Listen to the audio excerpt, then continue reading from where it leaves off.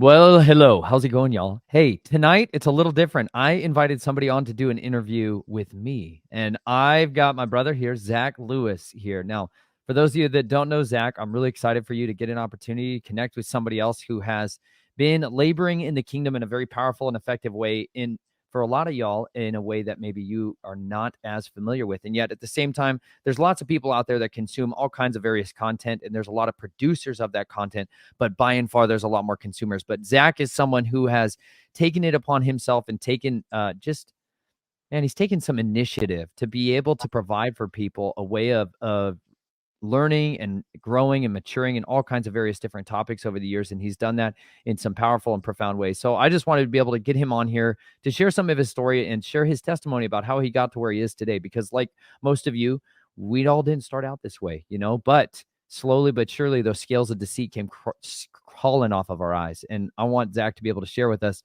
Zach, thank you so much for joining me tonight. No problem, brother. It's an honor to be here, and thank you for letting me on. Absolutely, man. I'm really glad you're here, Zach. And if you would, Zach, would you just share with us kind of, I'm guessing you didn't start out fully aware of the truth and the deceptions that were out there in the world. Is that right? No, I grew up just like everyone else, totally deceived and indoctrinated. And where did you grow up? So I grew up in Pittsburgh, Pennsylvania, where I still currently live to this day. And most of my life, I had a very rough upbringing. My mother and my father were both into drugs, which pretty much was a um, it was because of generational curses, which I believe was systemically through my family, probably going all the way back to Poland, where my dad's side of the family is, and my mom's side of Irish. But they were predominantly hurt as children, and they gravitated towards drugs and Mm. alcohol. And my father left very young, when I was about 7 years old. And my mother, she really couldn't deal with it mentally, and so she turned to more drugs and eventually to prostitution and all different sorts of things. And we, as little kids, my brother and my sister, and we as kids, we were just kind of raised in it, and we thought it was normal. And eventually it came down to the point where my mother actually lost custody of us, Mm. because me and my brother were running around at 3 in the morning, and neighbors started asking questions. So we ended up getting taken into a placement, kind of like a shelter home for boys, Mm. a group home, so to speak. And my sister, she was about 16, 17 when it happened. So she had friends, and she just totally split and went with her friends, so she really didn't have to go through that. But me and my brother did, and we were pretty much in placement until 18 years old. And when did you actually get taken from your mom? So How old were you? it kind of so I'm sorry if my memory fails me. I kind of bunch it up. I Mm. remember the places, by the places I lived. Yeah, I lived in so Mm. many places, and because I was on welfare and would jump from Section 8 house to Section 8 house, constantly getting kicked out. But there was times where my mother did, she got better, and she got better, and we were allowed to come back with her. And it was during the time when I was probably 15. We were in placement for a while, and Mm. during about the time I was 15, we were allowed to leave and go and live with her again. And that's kind of when I met these group of kids that became like a gang kind of thing. And but it was like a bond of brothers that I grew this bond with, that literally only separate the only thing that separated that bond was actually death. And but Mm. yeah, so I had not the best upbringing, but I'm not complaining. Wow.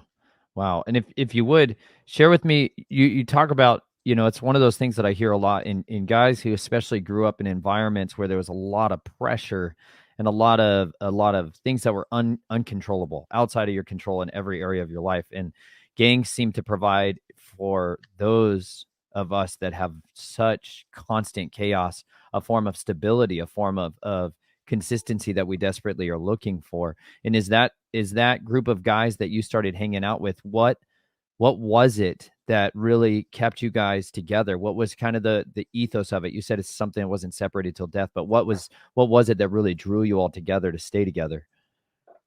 Um, so we kind of grew this bond together. Most of us, we all grew up in the same neighborhood, but some of us were cousins. But two of the friends in my group were actually my blood cousins.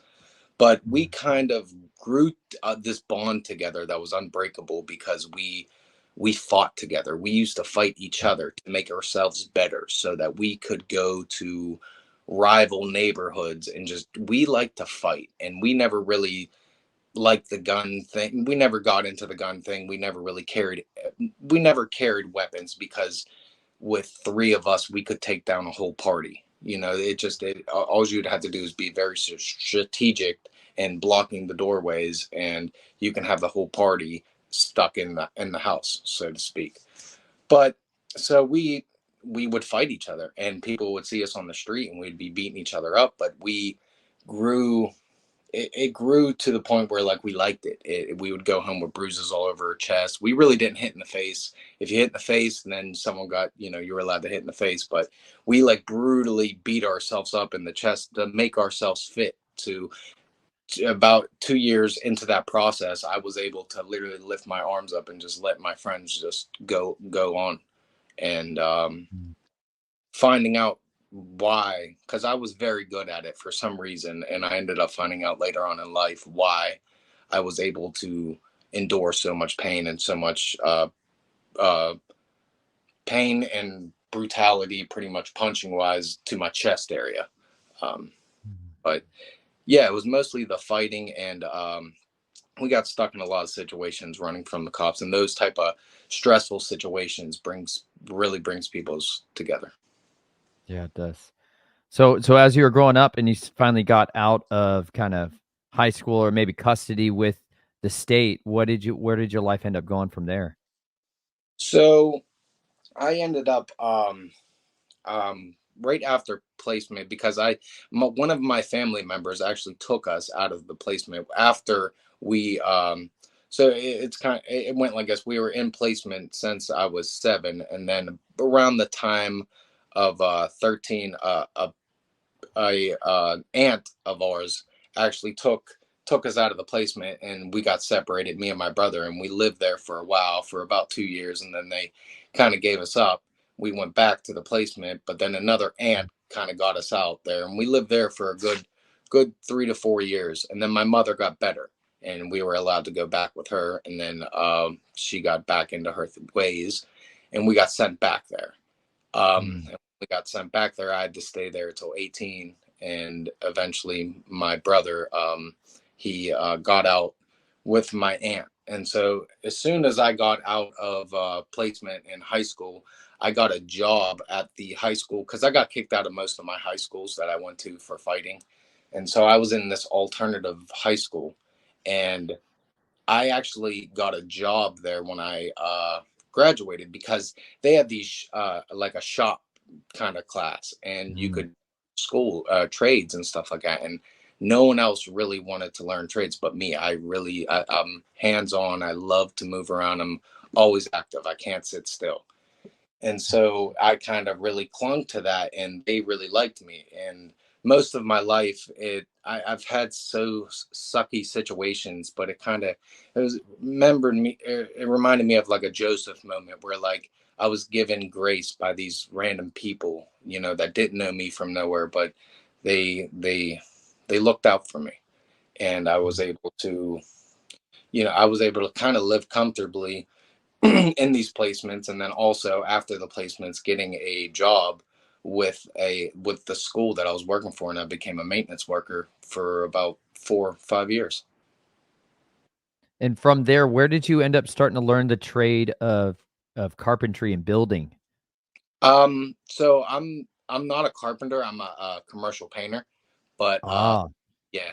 But after that, my uncle owns a pretty big painting company in Pittsburgh, and I started painting for him. And as because he offered me a job, kind of 4 years after I was being a maintenance worker, and I took the position, and I still am painting to this day. Hey, man. So what is it that started to really kind of wake you up to an alternative side of reality? Okay, so I felt like I was kind of meant to be here to fight something, and I felt like I had Mm. to get ready. All my life I've been unprepared, and I never have been prepared for any type of thing in my life. And so I very at a young age I started preparing. I was a doomsday prepper. I actually took out credit cards and 10,000. I racked up about $10,000 worth of debt grabbing guns and ammo. But and then I started kind of getting delving deep into ancient aliens. That was like my first thing, kind of getting into it was ancient aliens, and learning the mysteries and stuff really captivated me. And I slowly started going down that rabbit hole, and then a Rob Skiba video popped up, and it blew my whole entire mind, changed my whole entire life. And slowly I started gravitating towards the Bible, and now I believe it full heartedly that is the word of God, and I should take it literally. Wow. Do you remember what was Rob talking about in that very first one It that got you? it was definitely the giants. It was definitely the myth. I'm a history buff. I love history, and I love the mythology. I used to love Greek mythology and stuff like that, and just learning that those mythical creatures were actually real. These things actually live. They're not just fairy tales and mythologies. These, what the ancients actually talked about. These things were real, and they were definitely from the Genesis 6 experiment. Yeah, that's awesome. For those of you that have not heard of Rob Skiba before, Rob Skiba was instrumental in many people coming to understand, maybe just having an answer to a lot of those like probed, unanswered questions that we've had throughout our lives. Like for you, Zach, I took a lot of Greek and Roman mythology too in college, and I always had a fascination with trying to understand what is the true origins of so many of these legends and these myths that we are kind of around us. And Rob was an incredibly articulate speaker about all of a variety of topics, and he came through a biblical lens on so many of these things. But also he had a passion for history and for all kinds of research that just was brilliantly done. And so he was somebody who was a forerunner for a lot of people coming to understand how the world works, who is really running the world, and how did we get to where we are today. And so he was also very instrumental in my life. And someone who I spoke a lot with at conferences and grew very close with, and was very pained to be there after he died in in Texas. And he's missed dearly. There's a lot of folks that have been greatly affected because of that man's lives transformed. A lot of people who came to the faith. He definitely encouraged me to come back to the studying of the word and a zealousness for the word like never before in my life. And I started reading Genesis like I never had before. After that, I started hearing all this stuff. I'm like, what? I remember trying to talk to my wife and explain to her Nephilim, and she was like, what are you talking about? And I'm like, honey, it's Genesis 6. And she read it and she was like, it's in the Bible. I'm like, it's in the Bible. And she's like, it's in the Bible. I'm like, yeah, this whole time. And man, it's dude, it's like cracking open that door. Once you're in, you're like, no way. This is way more exciting than anything I got. Like, why didn't they lead with this in Bible Yeah, class? Like, their exactly. lives could have been so different. Exactly. And like just like what Steve like I think it's Steve Quayle says this that Genesis 6 is the literal Rosetta Stone key. It's the key to unlock the Bible because when you're going through the Old Testament, you're seeing, the Father saying to the Israelites, wipe all these men, women, and children out, and you're like, what is going on? And you got atheists out here that are like, oh, you got a genocidal God and he's a maniac, but you really don't understand what these things were, and what they were Mhm. doing. The things that they were doing were the most unspeakable abominations that literally had to be wiped out. It had to be utterly Mhm. destroyed. And when Joshua didn't destroy all of them, he left one race. It slips my mind.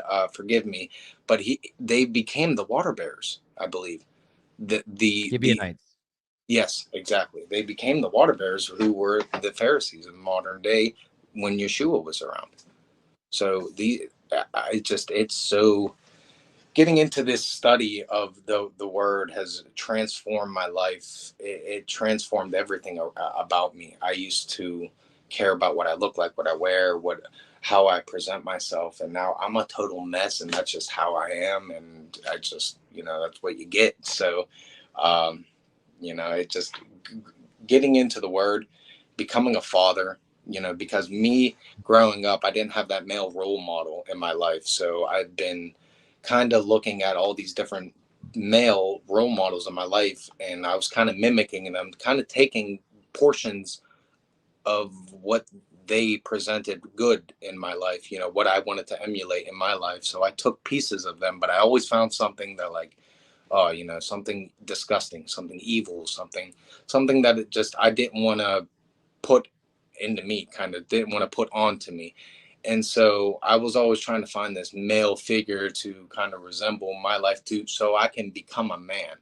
Mm. And I really didn't find that until I read the word. And when I realized that I have a father that I can emulate, me he gave me the exact example of how he wants me to walk, and that's Yeshua.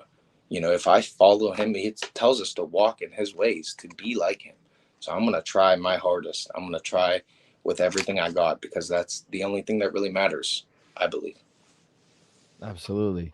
I think you represent so many men that are desperate to understand masculinity, that want to know what it makes a man a man. We're raised even when we don't have that true understanding, it leaves us totally lost and directionless. And so like we have cultures that show us this is what manliness looks like, and fighting for is there for a reason. It's a way of trying to get power and demonstrate that you have power, or find out who has the most power, and it's ultimately a big wrestling match for that. But I've kind of noticed a theme with people that are actually on frontline ministry. A lot of them have tenacity to be fighters. They've been fighting their whole life by and far. They've been fighting from the beginning. Like they have had that warrior, passionate zealousness from the very beginning. And so it's one of those things I really struggle with is when I'm trying to like encourage people to go after it and be effective and get into frontline ministry, or be effective at actually like taking the truths and the things that you've learned and trying to go and hunt the souls of men. Like that's to me like prime directive number one. And I struggle when I find people who won't, who don't. And so I was really, really thankful when you did reach out to me, like Zach, for those of you that don't know, has been utilizing TikTok as a means of sifting out the nations and hunting the souls of men. And now how Zach did that process begin for you? So, getting into this research, I'm very outspoken about what I believe in. So anywhere I go, I'm just chattering away, because I don't know what type of seeds I could be planting. These seeds are, I'm popping these seeds out everywhere, and people are like, "Dude, you need to like get on Facebook or something." Because I gave up on Facebook a while ago because I was just getting censored so bad. So I gave up on all the social media, and then people were like, "Dude, you just need to get into like TikTok and this, that, and the third." And my wife had TikTok, and she was always the endless scrolling. I'm always the endless scrolling, and so I was like, you know what? Maybe I could utilize that, because I seen of how an effective tool it was to get her on that app. She's constantly scrolling. So if I make some type of video, short, sweet, with a packed with information, with a little bit of truth seeking music in the background, I could captivate the youth. And that's what I started doing. At first, I started just getting pictures of like giants, and then I'd have Destiny Lab playing in the background, and talking about the giants. If you haven't heard of it, they're like a Christian rap group that talk about giants and Nephilim and all that. But yeah, I started making videos, and then I started realizing that I needed to implement the people that taught me kind of how I got here. The only reason I really got to this belief was because of the forerunners of this knowledge. The L.A. Marzolis, the Steve Quayle, Rob Skiba, Zen Garcia, all these different people. I was like, okay, well now, once I gathered a following, I was like, I can actually promote these people that I've learned so much from, and that's what I started to do. And one of the videos that I made of Rob Skiba, it wasn't a video of Rob Skiba, but I was pretty much talking about a theory of Rob Skiba where he talked about the Paramount logo with the 22 stars and the emblem.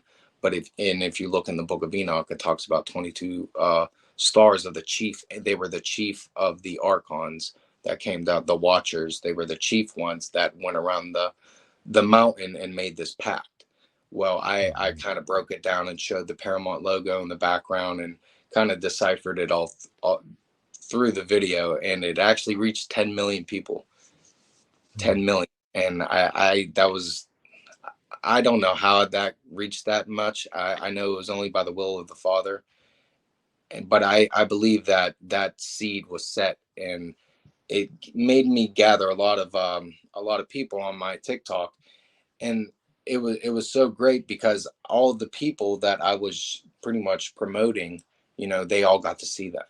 They all got to go through my page and see these people that I'm promoting, and they're learning more truth and more truth. So that's kind of how it started off for TikTok with me. Wow, man.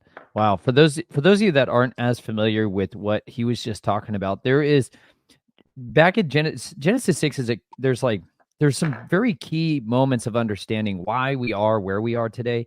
Like, rather than just looking, there's two main areas that you have to attack when you're dealing with giants. In Amos 2:9, it says basically let me just grab it for you, because we got to talk strategies for how we destroy this entire network of radical intelligent evil that's just raping and pillaging and plundering society.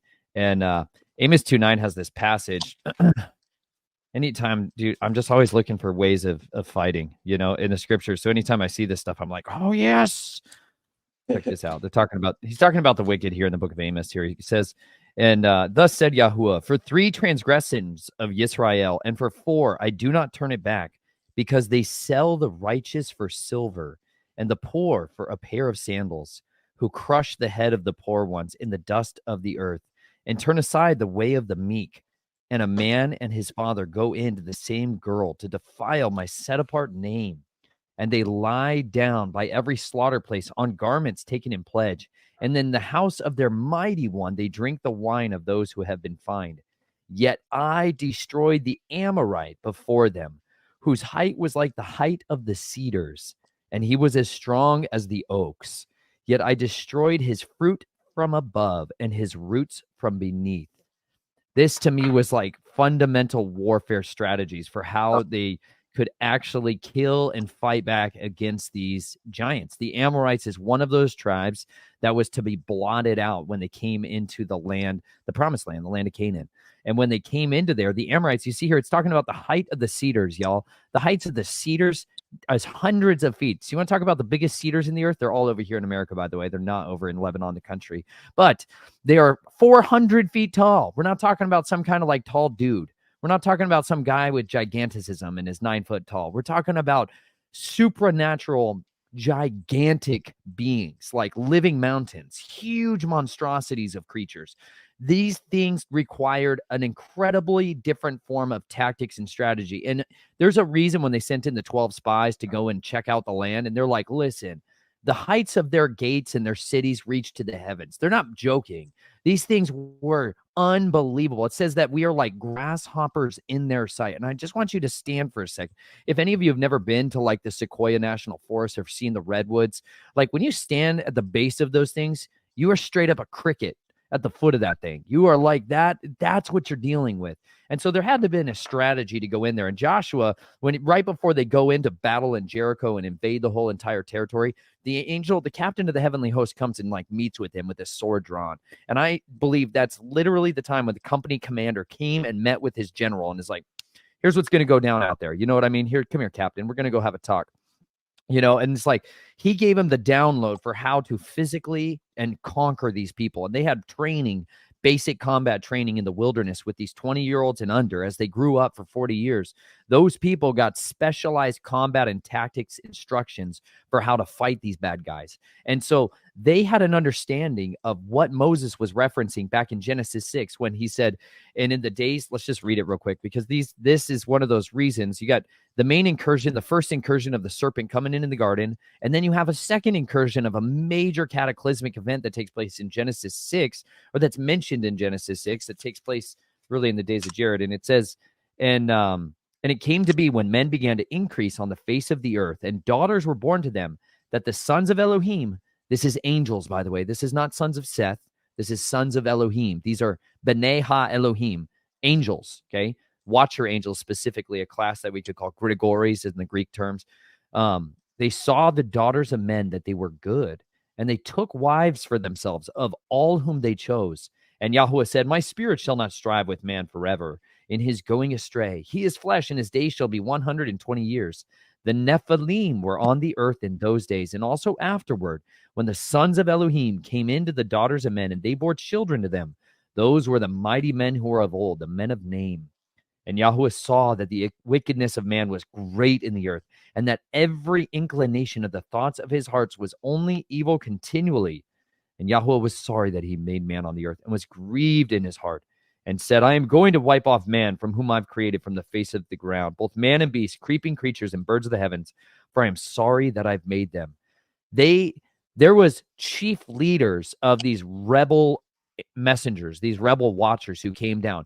What he is talking about, those 22 stars, there's 22 specifically named deities, mighty ones, who came down, and they were the ones that were in charge, the shot callers. And it describes some of the attributes of the secrets of wisdom, of secrets of heaven, that they came down and taught men. And a lot of it had to do with violence, astrology, divination, medium, sorcery, necromancy, battle, all types of different ways of making weapons and armory and mixing of metals and music. I mean, there's a great variety of like pouring out of the occult sciences, for lack of a better word. Another guy who's got oh, I don't have it right here. Anyways, it's in the other room. Gary Wayne wrote this book that's called The Genesis 6 Conspiracy, which is one of the best books to go through reading kind of the actual like perspective of lenses of what all these people believe and why they believe what they believe. That book goes into a lot of really profound detail. But the book of First Enoch that he just mentioned there, Zach, deals with what they did and why they did it. And that insemination of their seed line produced an offspring of hybrids, like you see right here, the Nephilim.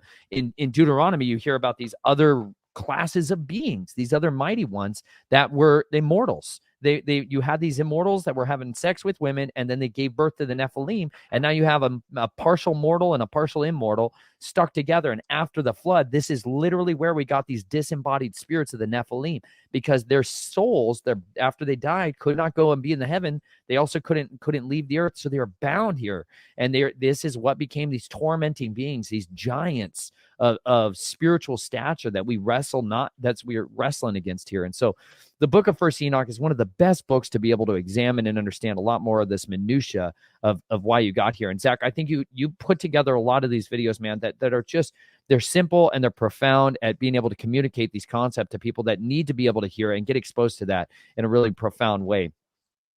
Yeah, because this youth today are illiterate. I'm illiterate too, and it's just how, because I'm kind of raised in the youth itself, but no one can sit here and watch a 2 hour long video, or sit there and listen to that nowadays. I mean, I can, because I trained myself to sit there and listen to podcasts, or to listen to the Bible on repeat, or extra biblical books on repeat. I can download them on audiobooks on my phone, and I listen to them at work. But I realized that this generation does not, they need something short, sweet, and right to the point. And that's kind of where I would watch your videos, or someone's videos, and I would find that right where they're on fire, speaking the truth, just letting it all out. And I would I'd captivate that, put it into put it in the TikTok app, and put a couple memes around it or whatever, make it seem like fancy, snazzy, and I would post it. And I've been getting good luck with it. The shadow banning, though, it's difficult. My videos used to reach about 100,000 per video. Now they reach about 300. So it's near the election. going to be a roller coaster. It's usually how they are. Wow, what a see, and you know, my hope, Zach, too, is that you will also find a way to consolidate all of the content you have created on your own site, you know, because you've worked really hard on this stuff, and for people to be able to have a way of digesting it and having access to it, eat without them pulling the strings on how much it's allowed to get out there. You know, even when if I go on Facebook and upload one of my videos, like one of my full videos or even one of my short videos, if I go on there and I post one of those on there, I might get 15 views or 4 comments, you know. Mm. But if I write out a little comment and talk about some stuff and post pictures of, you know, my family or us doing something, there'll be like 1,500, 1,800, like instantly, you know. And so we really are battling these gods of the algorithm, for lack of a better word, man. This is, we are contending with a totally different thing, and you kind of are stuck with, like, I've had people try to tell me how to like create content in order to get the algorithms to start playing your stuff and working with it, and it's always, to me, I feel like it's a internal war that I don't want to just do things in order to please this algorithm, you know. But at the same time, I understand that it's you guys are also being shrewd in finding way to deliver what it is that people are needing in a way that you can reach them, because you're doing it that way. You're reaching an audience that like you said, they're not digesting long format interviews, you know. But by being able to find a way to effectively reach them, you're waging a war in an arena that's desperately needing it. You need to be shining a light there, and I think you've done it in a very profound and effective way. Yeah. So, because like we talked on the phone about this, that I feel like what I'm making here are like throwing knives, little sharp throwing knives that are hitting the target, you know. But I feel that with the algorithm stuff that you were talking about, I definitely agree 100%. I don't think that we should just like try to, I don't want to change the way I do things just to appease everyone else. You know, the father made that one video explode to what it did, and he'll do it again. It's just when he, you know, it's up to him, and that's fine with me. I will preach to no one in the room until it's the last one, and that's fine with me, because I know that someone might be listening. It might eventually reach someone. I've been contacted by people in Uganda. I didn't even know where Uganda was. I had to look it up on a map, but there was people contacting me like, dude, your videos are, you know, helping me out. And I'm like, well, that's amazing. You know, I didn't know that I could reach that many people, but I have. And I know that I've been given this this gift that I see, like I'm able to captivate the very juicy parts of what I feel needs to be presented to the, you know, to the youth, to the world. And I feel like I've done pretty good at it. I do have a YouTube that I do 10-minute videos. Sometimes I really don't post a lot because I'm pretty busy. I got a full-time job, 2 kids, one on the way, and plus I run a couple different TikToks for a couple different creators, because they have large YouTube channels like yourself, and it is kind of hard, and I do understand that. So any way I can try to help out, and you know. Yeah, man, you're a great servant for the kingdom in a serious and effective way. And there's a lot of people that don't know that you're someone behind the scenes who helps a lot of ministries out there. And I just want to appreciate the labors that you've been putting in there for many years. You know, we you don't know. I know it's easy to look at those numbers and think that they are accurately reflecting the impact of what's happening with that. But I tell you what, David was really strongly warned not to number his troops for a reason. You know, Yeah. like this, he got in a lot of trouble because he ignored the advice of his general. You know, and Joab was trying to beg him, don't number your troops, David. Don't number your troops. You know, Jonathan, who he had his best friend that he had gone in this covenant with, he had this incredible showdown with the Philistines back in 1 Samuel 14. And they're like, he's with his armor bearer, and they're like, you know, should we go up and fight against these guys? Like, you want to go fight against these guys? He's like, yeah. How about let's find out. Let's say if they say, come on up here, then we'll know we should go into this battle and this showdown, you know? Dude, they went in there, and Jonathan had this ideology about courage where he's like, listen, the battle is not won by number of men. You know, it's not won by strength of arms, nor by like sword or by spear.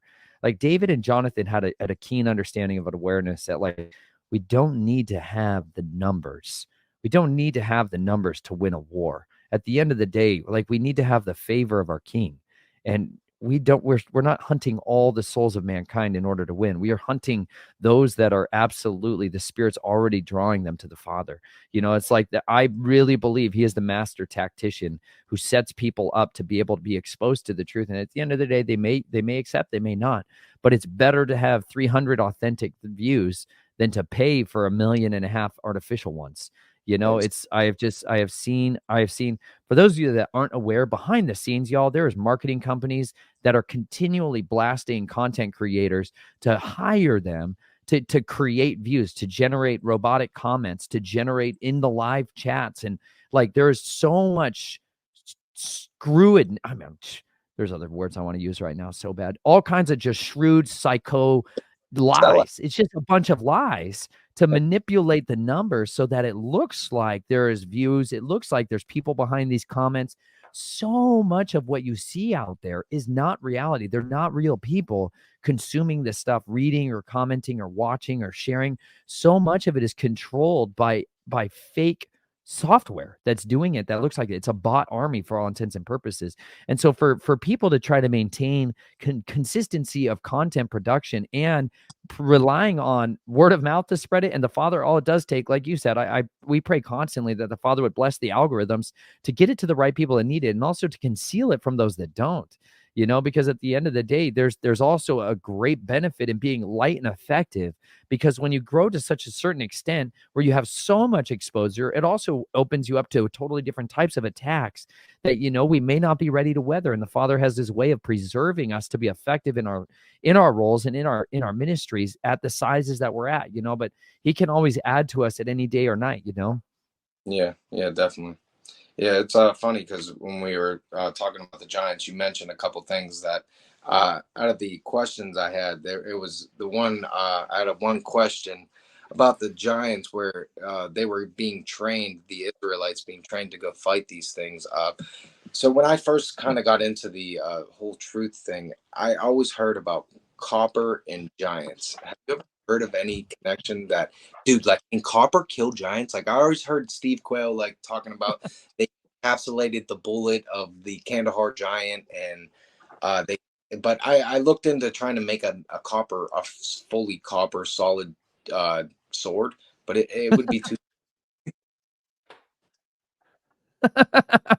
You want to talk about that for a second? This is something I've been making. This is okay. So I'm totally right there with you, Zach. I've been trying to figure out how can we.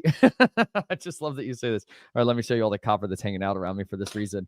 Okay, so this is a 10-ounce nugget, or 10-ounce little cube of copper as well, because like you, man, I'm all about curiosity. I'm like, you know what?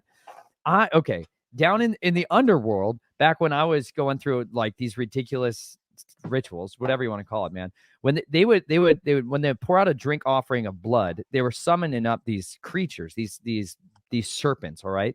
And they were obsessed with the consumption of the blood, and blood has a lot of copper in there, right? You got a lot of iron, Well, in certain blood, like, we are very deficient in copper. Copper is like one of these things that we have to have in our body in order for us to be able to absorb minerals. You need magnesium and copper, like the two most preeminent things. Well, most people are incredibly deficient of it, but people that are super high and regulated in it, their blood affected these beings. When these people were consuming this blood, and then these other like creatures that were very serpentine like, they would reject certain blood. They would reject it. They would like cast it out and say the offering is impure and all this other stuff. But I have always wondered and speculated, was that toxic to them because they had a higher copper content in their blood? And if that was one of those reasons that like they rejected them. The other speculation that I think is more scripturally based is why they use bronze weaponry.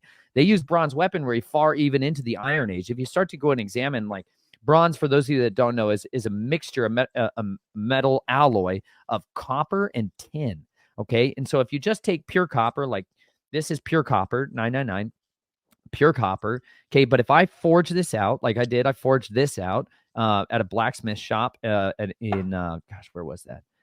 in Joplin, Missouri, a really incredible blacksmith out there. And one of my buddy Patrick Rorman, who makes these neck knives that I wear all the time, he and I went out there, and I told him, hey man, I really want to make something that's called Makume, Mokuma, Makome Gane, Gane. It's like a Japanese style of jewelry that's used for jewelry. It's used for artisans, like trademark kind of craftsmanship, little items and kind of widgets and fidget toys and stuff like that. But it's copper, silver, and gold. Well, what happens is when you mix copper and silver together and try to like do a Damascus style with them, they react to each other. So like copper and silver coins, if you put them in your drinking water or your water bottles and stuff like that, they will do an exchange between the two of them because they're different, right? And they'll attract each other, and so they'll kind of break each other down. So in jewelry, it can look pretty cool because you get this kind of like acid etched look to it. But I was trying to like forge one of those out, and so I was layering in copper and silver, but they melt at very, very different temperatures, and so you can't. It's really hard to work with, and I had a heck of a time. But if you melt copper and nickel and silver together, it works a lot better if you start to layer those together. So copper, pure copper, and nickel, which is what is actually in your quarters. If you take United States quarters after 1964, they're basically one of the ideal ratios for copper and nickel to create an alloy. And so I did a bunch of layers of them. We formed a billet out of like stacks and stacks of copper. We heated it up and smashed it down and forged it out. And this is some of the first ones that I made. This one doesn't look as Damascus. You can see a little bit of it, I think, on the let's see, Yeah. the edge there. You can see how I was doing that there. But this was like, so I've got a bunch of these little billets and stuff that I haven't finished forming out into some blades because, dude, I'm just like you. I want to run out there and do experiments and cutting into these things because I do believe there's a toxic effect. When David fought Goliath, y'all, he had said that he had nothing but a staff in his hand. Okay. He killed Goliath he didn't kill him with the stone. He killed him with his own sword. And there was this principle that's required in dealing with these other beings, that you dismember them. You cut their heads off. You keep their heads separate from their bodies, because this word Rephaim, which is like a class of these beings, these mixtures between angels and man, that are called Rephaim and Nephilim. Okay. And the Rephaim are like kind of that first generation, like the purer bloods of it. And then as they kind of like, there's this like degradation of the bloodline purity as they went on, because there was less angel DNA and more human DNA. And over time, some of the healing benefits that came with that, their ability to like regenerate their bodies. This is kind of, when you start to dig open the word Rephaim and Rapha, there's this aspect of like the ability to heal themselves that's contained in there. And so this is why you'll see in these myths and these legends all about separating with vampires and werewolves and a lot of these things, that you separate their bodies, you tear their bodies apart, and you burn them for a reason, because they can heal themselves. And so this is why people used to drive stakes through the heads of vampires or people that were suspected of being Grigori. They would do this for a reason, because they have this ability to kind of come back from the dead. So one of the benefits that you'll find in like a lot of the legends about how people fought giants here, because this was the land of giants here in the Americas, and the way that they used it was copper tools. The copper trade in the Americas was preeminent as some of the greatest things that they had access to. The copper mines in Michigan in particular. Arizona has another the largest deposits of copper in all of the entire world, basically, are outside of Tucson, Arizona. It's unbelievable how much copper is there.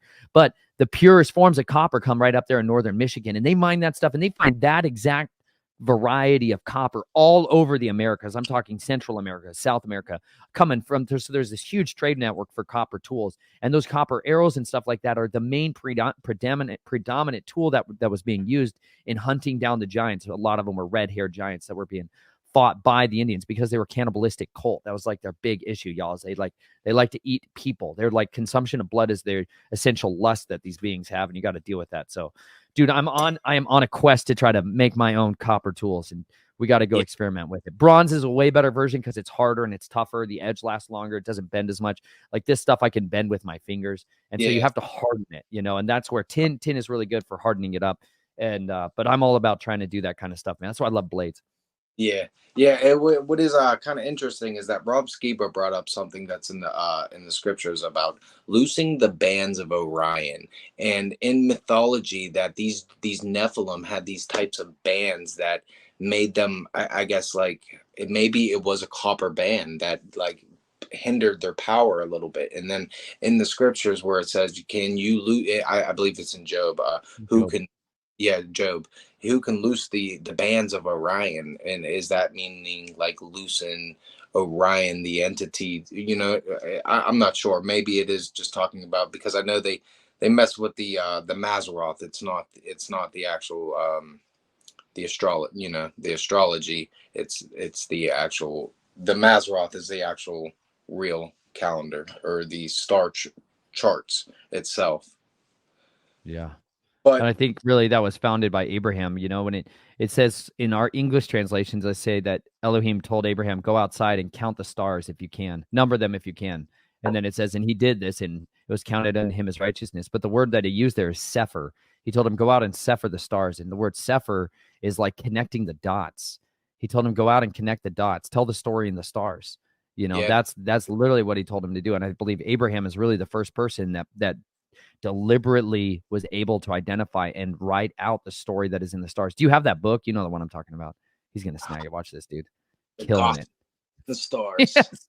Turn it to the side there. Back it up. Yeah, right there. Hold it real still. Hold it real still so people can see this. That's The Gospel in the Stars by Joseph Seiss. Y'all, that is a fantastic book for you if you guys are trying to figure out what's the real story in the stars. There's a great destruction and a false version of it that came down with those watchers, but there's an accurate, precise version that came down as Brother, well the from heaven. stars. It's amazing. And another thing that I was gonna mention, which is one of my questions as well. I know that in previous videos I've watched of you, you mentioned that most of martial arts came from the ways of Cain, and I was wondering if there is any type of martial arts that you know of, or was there a type of martial arts that was specifically designed to kill giants? I think there is, without question, the majority of the martial arts we can trace back to like the sons of Cain in one side of it. There's this paganism, there's this ritualized magic form of it, like people that are wearing gis, y'all, people that are going into dojos, you're going Get a into temples, you're down, wearing your yeah. death burial suit. But Eric but Wilson. I go ahead.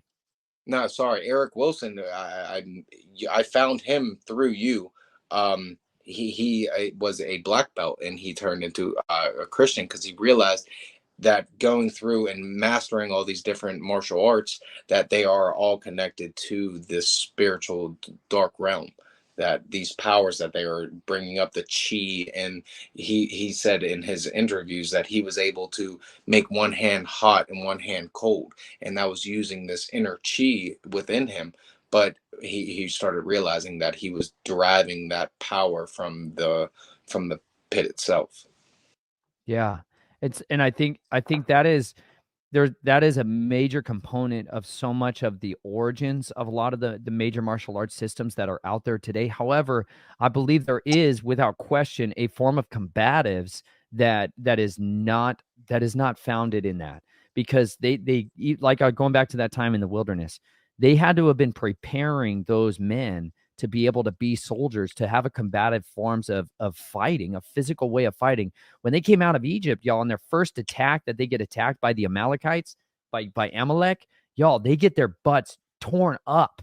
You know what I'm saying? Like, and they were not soldiers. You got to understand, they were not accustomed to fighting. They had been under the influence of the greatest military oppression that had ever been. They had been trained to be slaves. And so just like later on, when they that fight that goes down, Joshua is out there leading the army, leading the people, trying to fight back. And it's literally because of divine intervention that they're able to cast off and win in that battle.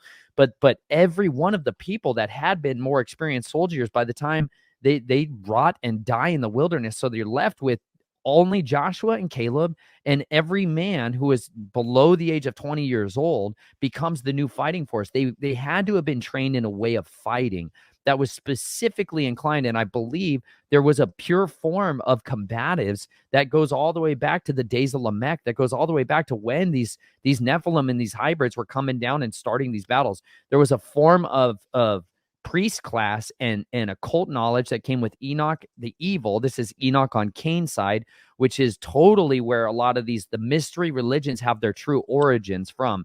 Like the Freemasons like to borrow the lineage and say that, they go back to the sons of Seth, but the Enoch that they're claiming lineage and heraldry to is this Enoch of Cain, and that has a much more popular, and I believe much more publicized version of martial arts systems that we have today. And those, however, there's definitely methods and practices within there that are pure martial arts, that are just forms of combatives that are incredibly effective. Whereas, like when I went into the military, the United States Army, they had a form of mixed martial arts. It wasn't just one specific style and combatives that was used. You know, finding a way to choke somebody out it doesn't require you to go into a dojo. It doesn't require you to bow to a master. It doesn't require that. There's a way of cutting someone's Achilles to bring them down to the ground that is universal. You know, there was a way that they had to attack these giants with tactics and with an effective means of bringing them down into an arena that they could kill them from.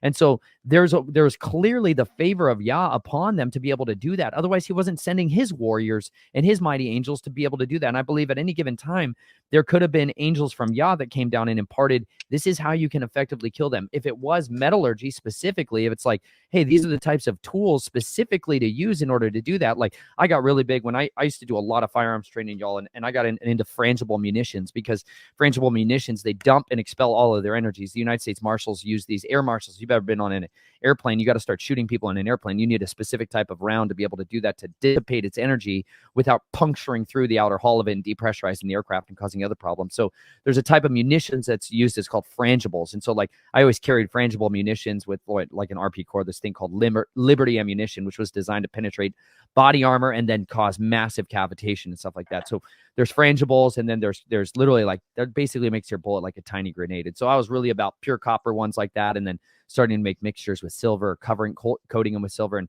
I started making my own ammunition for that reason, because I was like, we got to be able to fight these guys. You know what I'm saying? We're going to be able to fight these giants and these dragons. Ultimately, at the end of the day, y'all, I'm all about tungsten armor piercing. I'm just going to be super transparent. That's why this is back here. There's all this like sneaky stuff on my wall back here. It's another massive passion of mine. Like this 30 millimeter round. Look at this sweet mother. I love this thing, dude. Okay, I'm just going to go there for you guys real quick, because this is a side nobody really asked me a lot about, but I'll totally talk combatives and stuff like that, because I also am preparing to fight a giant dragon army. I'll just be super straight with y'all. And I'm like, we got to find a way to prepare for that. Like I made a spear last night. That's what I did. I had a show that got canceled, and I was like, what am I going to do? I got 2 hours. I'm going to make a spear. So I made this spear. Beautiful. So this is hickory. Hickory is like my absolute favorite, one of my favorite woods besides Osage orange. And so this is an agate, and then I've got pitch. So that's like basically pine sap. I like pine sap. I like to put wild cherry in there too, because it smells nice. Pine sap, and then a little bit of fat and a little bit of hair from a deer. And then I've got sinew from a deer as well that I wrap it. You chew on it, and it like it's the backstrap. From the backstrap area of the deer, and it's like the thing that helps them actuate their legs. It makes them really springy. And but anyways, you take this out. It's like a little bit of almost like a tendon. It's like this clear thing right here. But you chew on it, and you get it all moist, and it's literally, you wrap it around there, and it hardens. As it dries, it shrinks. So it shrinks down on there, and when you tie that down, and then I just wrapped the whole thing up with waxed hemp. And but anyways, I made that last night. I love doing that. Awesome. I think one of the best skills that we can have is making our own weapons. It's super fun. It's super fun. But back here on this wall, a bunch of bullets. It's a whole bunch of bullets. Let me just show you my favorites. Okay, because at the end of the day, if we got to fight these things, right? You know what I'm saying? Like these giants. It says in the book of Isaiah, in the Greek, in the Septuagint version of it, it says like, open the gates, you rulers. Giants are coming to fulfill my wrath. You're like, dude, giants are coming back, y'all. We got to deal with that. Like I saw these dragons with my eyes, man. They made a firm impression on me. I understood that like there is a tongue of the Nahash. These things speak. These things interact. They are like real creatures. There is down beneath our feet an entire underworld of a different civilization that operates. And you know what? They have an agenda that is entirely different than yours. And I believe that ultimately they've been preserved until the days of wrath and tribulation. Like they're here to execute massive violence and bloodshed. It says in the end, there is a third of the world is going to get killed through famine, plague, and sword and beasts of the earth. And I'm always like, what the heck are the beasts of the earth, y'all? Like when you start to examine what are like these beings that come up out of the pit, and it says that they have breastplates of armor that's on their chest, y'all. It says that it's hyacinth blue, it's sapphire. Okay, so then I started looking up sapphire armor, and this is what led me down all these other trades of being like, we got to make sapphire plate body armor, and that's why I got all into this. giant blocks of sapphire, right? And this is literally what the United States military and Russia and places they use for optical armor. You can melt something down called corundum, which is like alumina oxide, and you can cast it and make it clear. And they use that for optics protection. So like on the drones or on the F-35 Lightning or fighter jet, they've got these protective glasses on the front of it. Well, that's all sapphire, you know? And so if you have your plate carrier made out of sapphire, it shatters bullets. It's unbelievably effective. Been using it in tanks and helicopters as armor for a long time. But it literally says that this 100 million creature hybrid army has sapphire plate armor. And I'm like, well, dang, how do you penetrate sapphire armor? And I'm like, tungsten, API. So I got all into armor piercing incendiaries and stuff like that early on, very early on. Dude, this started super early for me. Like when I saw those dragons, I was like, how the heck do I penetrate that armor? That was like question number one. I'm like, I don't know. How the heck did we penetrate tank armor? And that got me into like all kinds of stuff like this. You know, this is a 30 millimeter, comes from a 30 millimeter Vulcan, or no, Gatling, GAU-8 Avenger. It's like literally the size of an F-150 minigun. You know, it's gigantic. It's amazing. That's how much propellant is required to shoot that thing. You know, but they use depleted uranium, which I can't get my hands on. If any of you guys have a depleted uranium round for 30 millimeter, man, please reach out to me. Some of them, they make them in 7.62 54 too, which would be awesome. But I would love to experiment with that stuff. But here's smaller versions of it. This is a 50 cal. So you guys see those 50 cal, my favorite machine gun on the face of the earth, the Browning M2 machine gun, the Mongoose, shoots this thing. It's like a tiny little football going, you know, thousands of feet per second. Now inside this, can't really see it, but inside there is a tungsten core, okay, a penetrating core. So when this thing strikes the target, the copper jacket that's on the outside of this kind of petals away, and then the tungsten penetrator in there pierces right through it. It melts holes into armor. And this is what this one is, which is my other cube that's up here. This is pure tungsten.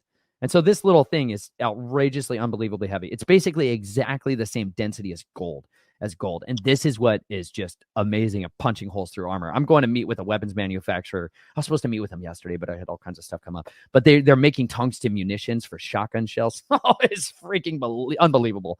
It makes me so happy and exciting because, you know, you got to be ready to try to punch holes through dragons and stuff like that. And this is how I think you do it. This is another one. This is from a 25 millimeter. This thing is sweet because you can load this up. Inside here is a sweet secret compartment. I take my super hot, spicy, like ghost peppers and habaneros, and this is my like pepper shaker. I'm freaky, man. I'm weird. Anyways, but you put inside here an incendiary mix, which is like magnesium and aluminum and all this other stuff.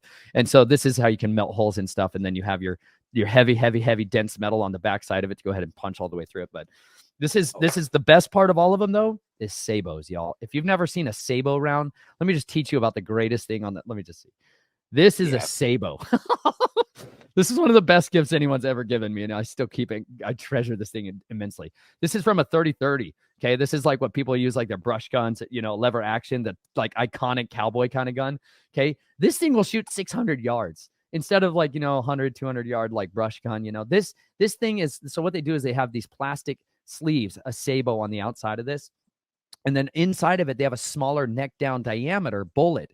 And so it can go at a way higher velocity out of the same cartridge. And so when you take that and put a tungsten as your sabo round inside there, man, it allows you to penetrate an incredible amount of armor. And so for me, man, like my passion, if I could just get locked away for a little while in a tinkering shop, man, this is the stuff I would do inside there.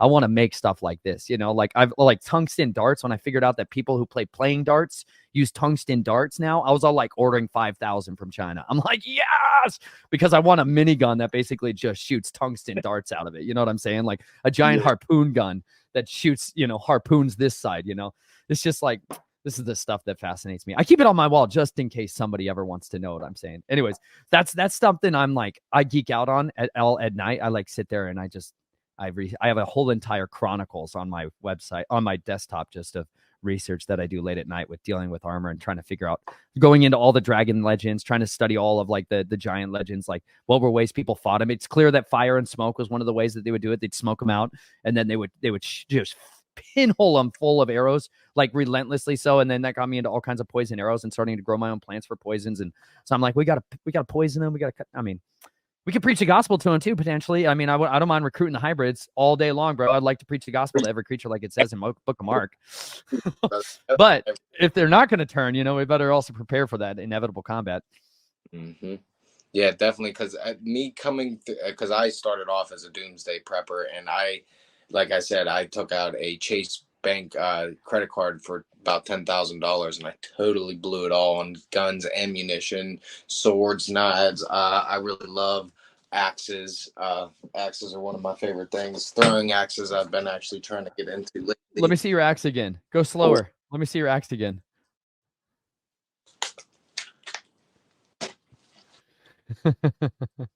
Why do you this one. like the axe? I love them. I love them so much. They're awesome. I like. I've been just really getting into. I moved into a new kind of.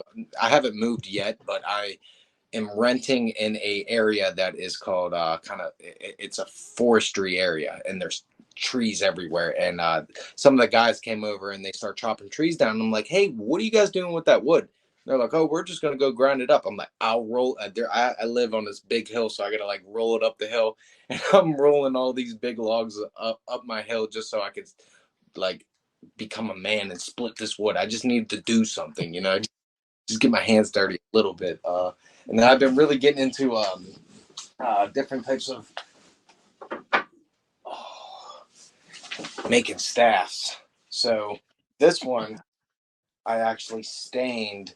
I stained it with a black cherry. I was trying to turn the wood black, but it turned Mm-hmm. purple for some reason. And I don't know why I did that, but it might be the type of wood, which I really don't know what type of wood it was. But um, I kind of see, I carved it in here, and I put some epoxy. It's like blue. I tried to make it look like the sapphire stick a little bit. The one that That's awesome. Dude, I just as soon as I heard that, I was just like, "Oh, sapphire and stick," and I started making walking sticks after that. And this one, I believe this is from a birch tree, if I'm saying that correctly. And I didn't stain this at all because you kind of planted a seed in me to try to find a natural way to stain because I'm a painter, so I'm putting harsh chemicals on these woods, and Mhm. I wanted to find a natural way to stain it, so I haven't stained this one yet, and I'm probably gonna let this one sit for a while until I find a natural way of staining it. Um, Yo, roots, man. Roots are like where it's at when it comes to natural stains. Like roots of different plants and different trees is awesome. Like the Osage orange, which is like the one I get all my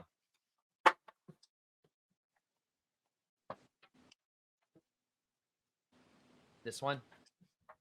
This is it makes this is its natural color. Like this is unstained. But if I take this out, once it's exposed to UV light, like that's one of the major challenges with woodworking at all. Like these are like boa or cocoa. No, what are these? Oh man, I just lost the name of it. It's like a purple kingswood or something like that. I lost the name of it. But when I first put these handles on this knife, they were literally purple. They were beautiful, like an actual purple color. But over time, they just darken to brown. And that's exactly what this will end up looking like that. If I leave this out in UV light, it's all almost always exclusively because of UV light, like mahogany, purple mahogany, heartwoods, all these things that have these beautiful natural colors. Over time, it's pretty much a guarantee that they're going to lose that color and they're going to revert to mostly a brownish color, almost always. And so this is why some of them, like wild cherry trees and cherry staffs, are some of my favorite because they naturally age over time and they create this beautiful colors. Like they season naturally in just a very, very beautiful way. But the roots of the Osage orange are bright, like glowing, like construction orange cone color. And you can strip those roots out and then you can make your own dye with it. And that's one of those ways that you can dye your own staffs like that. There's a whole entire industry of working with like natural odd color woods that's called intarsia, ENTS, intarsia. And those are guys that are all about either trying to just use no dyes or stains necessarily, but they find and select wood varieties based off of their natural colors and stuff like that. That's a really interesting little venue for you to dive down into. But natural stains and dyes are something that's always fun to do. Black walnut is generally everywhere right now. They've all dropped with their black walnuts. Black walnut is one of those dyes that's just ubiquitous. You can find it and make your own tincture and kill parasites with it, but it'll dye your hands, it'll dye anything, and it'll dye your wood too. So that's something that's fun to do, man. Just start experimenting with it. And birch, yeah, is your birch staff really light? Super it. light? No, not really. No, it's actually kind of heavy, on the Oh, heavier side. it's good The one stuff that too. the one that I stain here, this is actually super super light. I feel like if I whack this on something, it's definitely gonna break. Oh man, got to test it, bro. You'll know Yeah, it. and This is one of my little favorite axes. I like to carry this one. Someone gave this one to me. I still don't know who. Just showed up on my door. This is the he's got it, bro. Yes. dog. I like this one. I sharpened this to a terrifying level. It's super fun. You know, at the end of the day, man, as an axe is going to handle long-term battle use way better. Like I've got swords, you know, that I chop into super hard dense stuff like ribs and stuff. And they chip, you know, especially if you got a really fine edge, you're going to jack that edge up. And an axe is going to hold that so much better over time. Like if you got to truly dismember your enemies and your opponents, y'all, an axe is very effective for that. If you want to crack skulls and stuff like that, like go hit trees like often with whatever it is you think you're like going to go to war with. Go try it out and test it. Like I test my tools. I want to know if I can delimb something. Like you got to know that before the fact. Remember, like David literally said when he was going out there to fight him, he's like, Saul's like, take my armor. And it's not that it said David didn't fit it. And remember, Saul was a head and shoulders like taller than all the other people in Israel. And he fit in that armor, which means David was a stout dude. He was a stout dude. And he also said that when his servant reported and suggested David to go to be Saul's like ukulele harpist, the guy who was delivering him all of this stuff, it said David was a man of battle. Like before the whole David and Goliath showdown, it's not that David had never been to war, been to battle. David still, his primary job was clearly shepherding, but it's obvious that he'd also gone to war before. That being said, David was able to put on Saul's armor, but the reason he said he didn't wear it was he said, because I've not tested it. Like, don't go into battle with something you've not tested. It's really critically important. And like I did that with this sword down here. Like I like to go out at night in the darkness because I feel so much more comfortable in total darkness in like the depths of a forest. I just feel so much more comfortable. Like I feel like great relief in that total place. And anyways, I go in there and I start chopping on trees and stuff. And so this is like another one that I wanted to test out. This is another little double-edged sword. If you can tell, I have a thing for these leaf-shaped blade profiles. They're very good for chopping. It's the most natural baseline thing for a person to do is make a chopping motion than it is to teach them to pierce or to thrust. That is not as natural. A default reaction when people are in a panicky fighting situation is to swing their arms like this, you know? And so it's a lot easier to follow that edge. It pulls material into the cutting surface. Well, anyways, I took this thing out and tested it out and it chopped into some trees. And if you can see there, the blade has a bend to it now. Let's see if you can tell. It's twisted up and bent up. See that? That's a problem, y'all. Like you got to know if your blade twists when you go to chop into a tree. And this wasn't a super hardwood tree. You know what I'm saying?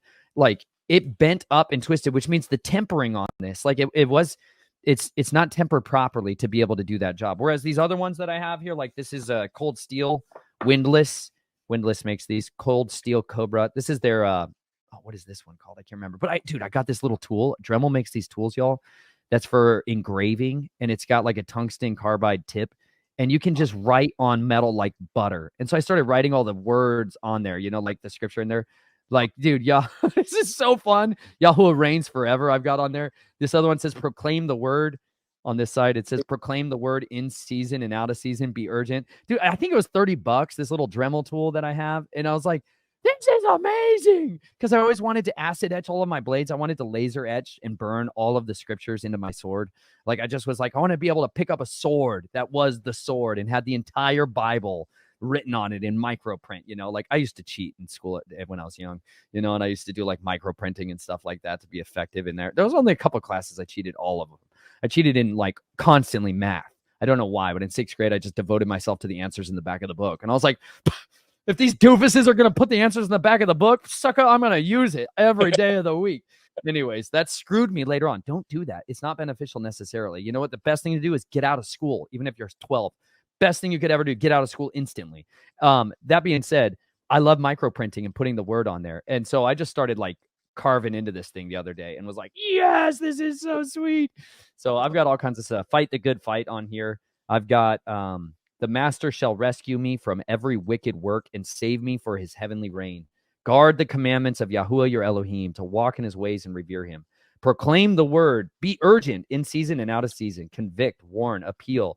with all patience and teachings.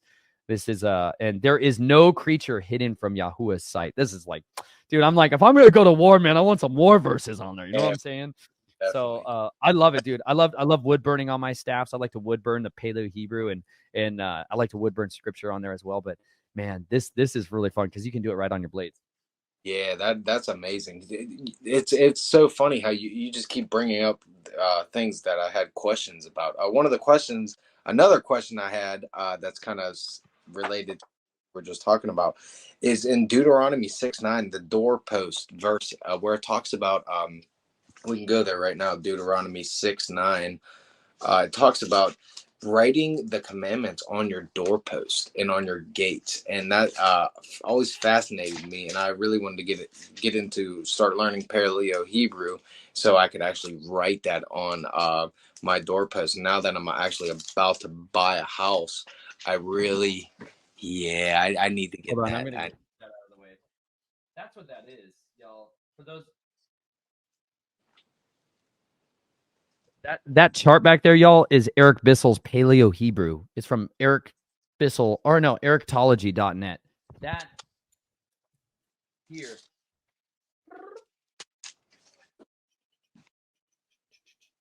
That is the Paleo Hebrew, y'all. And he has these charts for free on oh man, super zoomed in. He has those charts available for free downloads on his website, and you can go to like Kinko's and print them off. He's got all of his entire everything he's ever done, he's given away. Like he's incredible, man. And Eric, I could not learn Hebrew from like the professorial types. I couldn't learn modern Hebrew. To me, it looked like ants all over the page. You know, I don't like when people add stuff to a page unnecessarily, you know, and like all of the vowel markings and all this other stuff, these ways of pronouncing, these Masoretic additions to the text.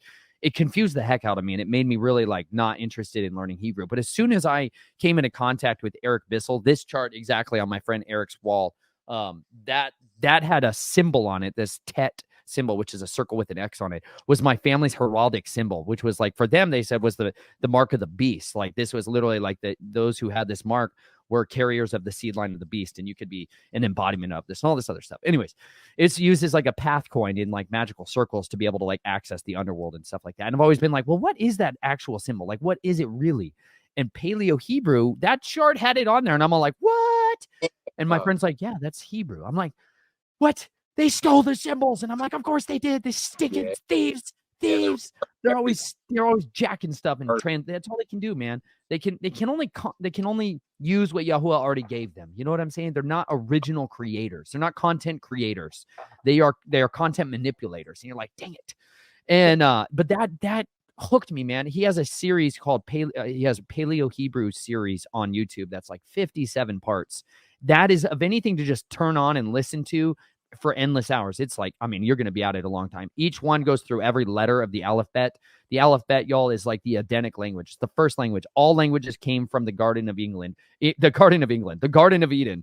Like it is the Edenic language of creation. Like the Father needed a medium to enact this great plan of creation, and he chose the word to do that with. And it says this is literally the word from Aleph to Tav, from the beginning to end. There's 22 letters in it.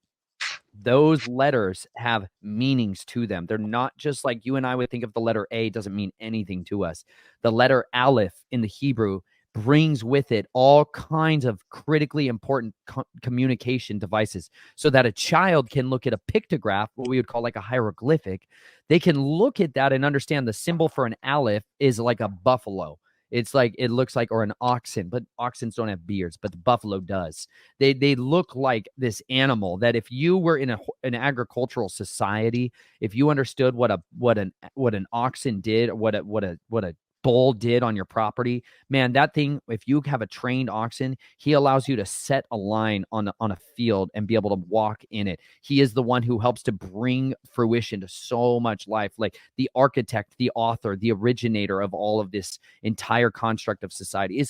There's so much of the creator's like story, the testimony that's written is all in the word. Like all of our Messiah story, the entire story of creation, all of the story about the tabernacle and the testimony and like the creation of man, all of that is written in Hebrew in the letters themselves and is written in such a powerful and profound way so that you can learn what the languages say by studying the Paleo Hebrew, like the old way of communicating. So that way, when you're going to communicate with people that are not speaking English like you do, you have a way of communicating that's outside of that. And it's this beautiful pictographic form. And so Paleo Hebrew from Eric Bissell was the way I finally was able to start to have a hunger for Hebrew and being able to translate the text for myself. Was it came from that. And so dude, I am all about people getting a hunger for the word so you can know what it says yourself. Yeah, definitely. And me, I'm about to purchase a house, and I want to put these on my doorposts. I want to put them on my gates. I I want to totally actually like live this out. I am trying my best to live it out now, but not even just saying if I get a house, I'd live it out better. But I really want to live this out like my life depends on it, because it does. It actually does depend on it. And it's so funny, you just keep mentioning things that I had questions about. One was also the mark of Cain. I always like hearing in the truth community, you hear so many different stories about what it was. I've heard that you can't, some people, it's because they're down in South America, they can't grow a beard. I've heard that I heard that it's a cross with or it's a circle with an X in it. I've heard that. I've heard that it's so many different variant, so many different things. I've also heard that it was the tremors. Like he had tremors. He was constantly wandering, and that was the mark of Cain itself. But I was just wondering, from your point of view, what you believed it was, because that would be very interesting. Well, I was raised to believe that it is a birthmark that is presents itself um and it's like your face turns purple, that it was like half of his face was purple or dark like red. And so like in my family and generationally, they would select like how they would choose their chosen one was because they had that birthmark. And so like when I was young in particular, like when I would get flustered or upset, my face would start to turn purple, on half of it. And so like that was like for them, they're like, oh, this is a seed line of Cain, this is a mark of Cain, like we're going to bring him into this entire other realm and initiate him into this other stuff because he has that. And so like that's one of those things they look for, and that at least was my family's reasoning behind it. I don't know if that's accurate or not, but that's how I was kind of taught and raised to believe. So I can't know for certain, man. What is the mark of Cain? I think I can know the fruits of Cain. I think I can know from the fruits of his family line and the family's trade craft to know what his fruits are. But I don't know that I can say with certainty what is the mark of Cain that he put upon him. But I believe it was a physical representation so that people could identify him from a distance and know that he is not like the rest of them. So I believe it had to have been a physical mark that he wore upon his body. I don't believe that it would be no beards, in that regard. I think it was something very distinct that was not like the rest of people. And so that's what's led me to believe that it was that mark. Yeah, that's amazing. Yeah. Do you mind if I ask another question? Fire him off, bro. Awesome, awesome. Okay, so this one might be new to you. This is something I found in this conspiratorial realm. So, supposedly in 1869, a Sir Charles Warren was searching on Mount Hermon, the supposed Mount Hermon that we're told of in Jerusalem, and he was about 9,232 feet above sea level, and he found a temple, and this temple was in a spiral way that it was built. And supposedly him going into the temple, he found a plate that had an inscription on it that he couldn't really decipher, so he ended up carrying it down off the mountain. It ended up splitting in two, and it was very hard to decipher. And they still actually don't know what language it is, but they believe it's some form of like the first form of ancient Greek. And the translation is actually you can actually find this. I looked it up, and it was actually a real thing. The guy is actually a real guy. And suppose this is the translation. It says, according to the commandments of the greatest, most holy God, those who those who took the oath proceed from here. And Mm. it's very telling. And I made a video about this and put it on my TikTok. I actually found this out through Now You See TV with John Pounders and David Carrico. I like to branch out with the different truth seeking alternative truth people I listen to. I don't agree with everyone's interpretation on the word, but I do believe that different looking at different perspectives, you're able to, kind of gather in the full truth of it. But that was one thing that I was wondering if you've ever heard of. Uh, I've not heard of that specifically, but Mount Hermon is that gets its name from the place where it is said that those 200 watchers descended and bound themselves by mutual imprecation, took an oath, in order to go ahead and leave their heavenly state. Like this is what he's talking about in First Peter in the book of Jude, where it says those angels, those messengers who kept not their first estate, their heavenly estate, but came down and made themselves with women, right? They are bound in chains of darkness until the judgment.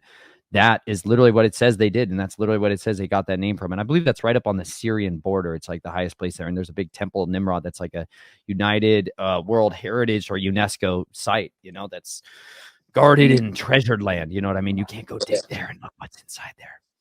the United Nation actually has a base up on some place on Mount Hermon as well, right next to the Nimrod Fortress as well, which is pretty interesting. And what's pretty fascinating, that I live in Pittsburgh, Pennsylvania, so I'm in the Mississippi area, the like Mississippi, I forget how what they call it, but like kind of the Appalachian Mountain area. And this book is called Giants on Record, and this is by the Jim Rivera and Hy Newman. And these guys totally went through the newspaper history of all the archaeological digs in America, and they put it into a book. And this has all the unusual archaeological discoveries in America that were hidden, that were discovered, and the Smithsonian came in and took them away.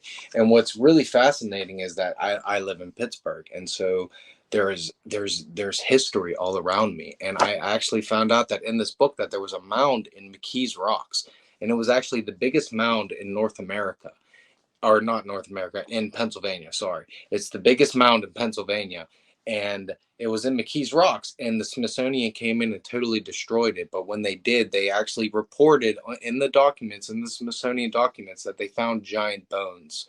And I actually went down there and filmed the video about it and showed an older video or an older picture of what it used to look like to compared to what it is now. It's a baseball field now. But you could, when I was down there, you could feel the spiritual tension. And because you got to understand that this land was the land of the plumed serpent, and they worshipped this serpent. They all, most of them were a serpent cult. But I am starting to get into a new study of there probably were Hebrews here. There was so much archaeological discoveries that were found in America that shouldn't have been there. I mean, they were any of the Columbus stuff, even the Viking stuff, even the Knights Templar stuff. They were predating all this stuff that they just shouldn't be here at all. Dude, absolutely. That's that book. One of my favorite books is Glorious Science. Let me grab it. Yeah, I gotta get that one. I have it. That's on my list. Oh.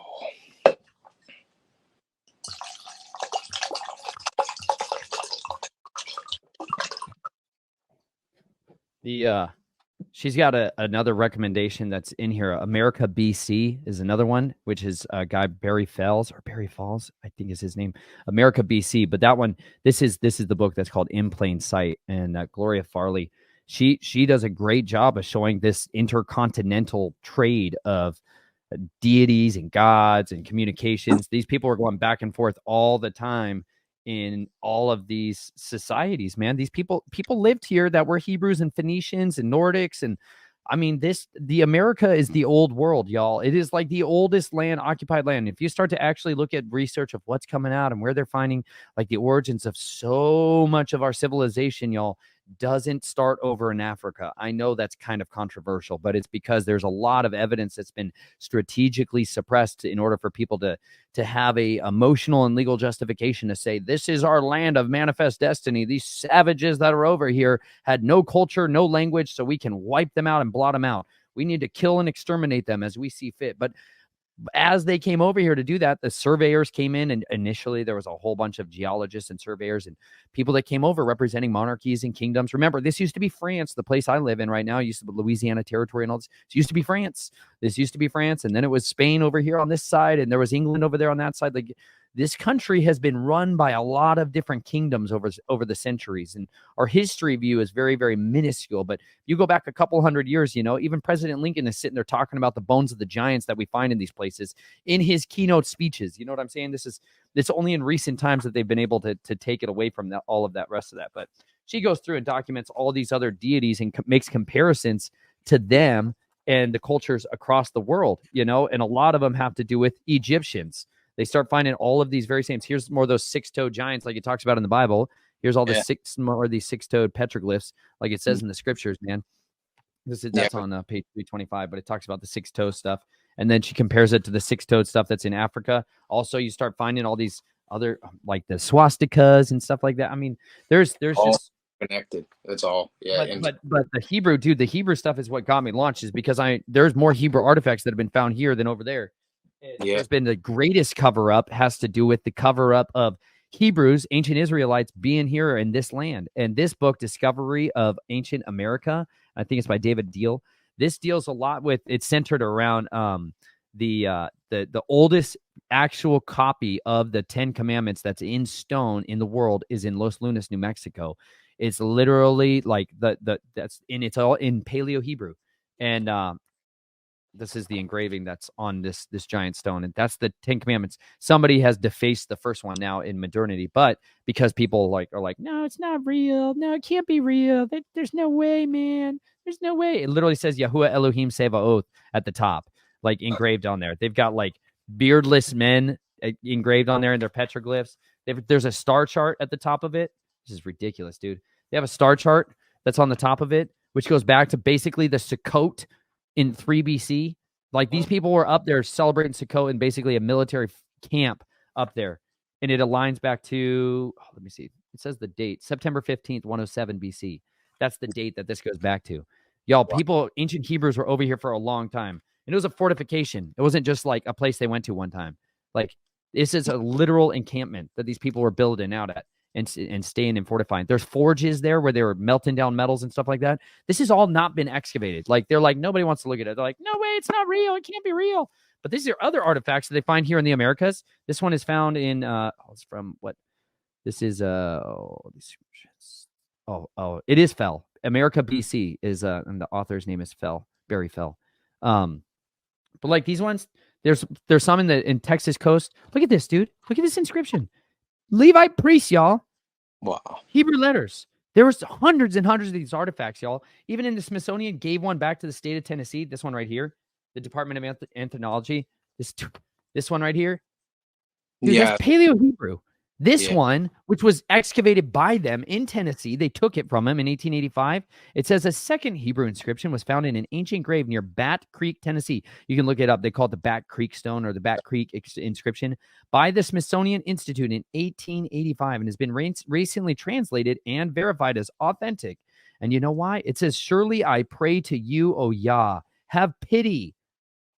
Dude, this is somebody praying and crying out to Yahuwah. And you know what? The Smithsonian required, when they gave it back to the Bat Creek Museum or Tennessee, when they gave it back to them, they stipulated that you are not allowed to display it right side up. You have to display it upside down. Like, so they have this thing on display and it's upside down to try to throw people off, man. Like, all of the shenanigans, dude, constant shenanigans to try to cover up the fact that, you betcha, dude, we've got a whole bunch of Paleo Hebrew and Hebrews here in the Americas. And it's because this obviously shatters their ideologies. Yeah, and it starts to make me think too, like maybe some of the actual native tribes were those Hebrews, the Cherokee, maybe, know who, but I still have to dig very much deeper into this topic. But I actually have the Abraham speech if you want me to read it. Bro, This do it. uh, Abraham Lincoln's do it. Yeah, yeah. Okay, Congressman Abraham Lincoln visited Niagara Falls in 1848 and en route from Boston to Chicago and delivered a speech while he was visiting the area. Some strange comments came forth hinting he knew about the ancient giants. Now this is his this is his speech. When Columbus first sought this continent, when Christ suffered on the cross, when Moses led the Israelites through the Red Sea, nay, even when nay, when when Adam first came from the hand of his maker, then as now, Niagara was roaring. The eyes the eyes of the species of the extinct giants whose bones fill the mounds of America have gazed on Niagara as ours do now. And that's like Abraham Lincoln was talking about this stuff. And now, I mean, I'm starting to even look into. I don't know if you've ever heard of this kind of off topic. What is it called? Becoming a state national. Have you ever heard of that? Like trying Mm, to. So this is like I believe this is kind of like the worldly way to get out of the beast system. They mm, they turn in their birth certificates, they turn in every single shroud of evidence, and they use they know that I think it's Woodrow Wilson made the birth certificate, which pretty much made this country a corporation. And every time they print the birth certificate, they sell that on the stock market for money. And so these people are giving up their birth certificates and they are becoming state nationals, which is like kind of your God-given rights. But I'm in contact with another brother that's really into this, and he's into the Torah movement as well, and he totally is against that because you're signing yourself into another contract when God, we are given dominion over this earth. We shouldn't have to sign a contract to be who we are, to live how we mm, live. So, mm, and also I do believe that he is going to come and grab us out of Babylon because I live in the thick. I'm in the city right now, and I mhm, long dream is to be out on a farm. I want to have a farm. I want to live in the woods. I just want to be away from people as far as ways people as possible. That's what I would love. But I know that that's not where he wants me right now. He wants me mm, in the city, in the muck and the mire where I grew up, and this is where I was raised, and this is where I can fight effectively because I know the terrain. mm, mm. Indeed, we have a duty to still, as much as my desire, like you said, is to be able to kind of recluse away. It's there's a reason we still need to be effective warriors where he has us because he didn't call us to go and hide and be a city hiding on a hill. Even if you're going to be the city on a hill, he's like everyone can see a city on a hill. You're not supposed to go and live a monk lifestyle. You're not. We're supposed to be able to engage in the culture. That being said, it's nice to be able to live outside of the city gates when you can. Yeah, It's nice to be able to live outside of it and go into the city when you need to. But like yourself, like I'm planted in a city now. We traveled all over the country, and there's times when we lived directly in the heart of cities, and there's times when we lived absolutely in the middle of nowhere. And at the end of it, part of my desire was a desire to escape the struggle and escape the feeling of that rat race and that oppression that you feel in a city, and that there's no way around that kind of pressure. But we have a duty to be able to continually wage a war for the souls of mankind. And if we just go and try to avoid it because we know the truth and because we know what's coming, we should go and hide and protect ourselves from it. But at the end of the day, self-preservation should not be the paramount pursuit of the people of Yah.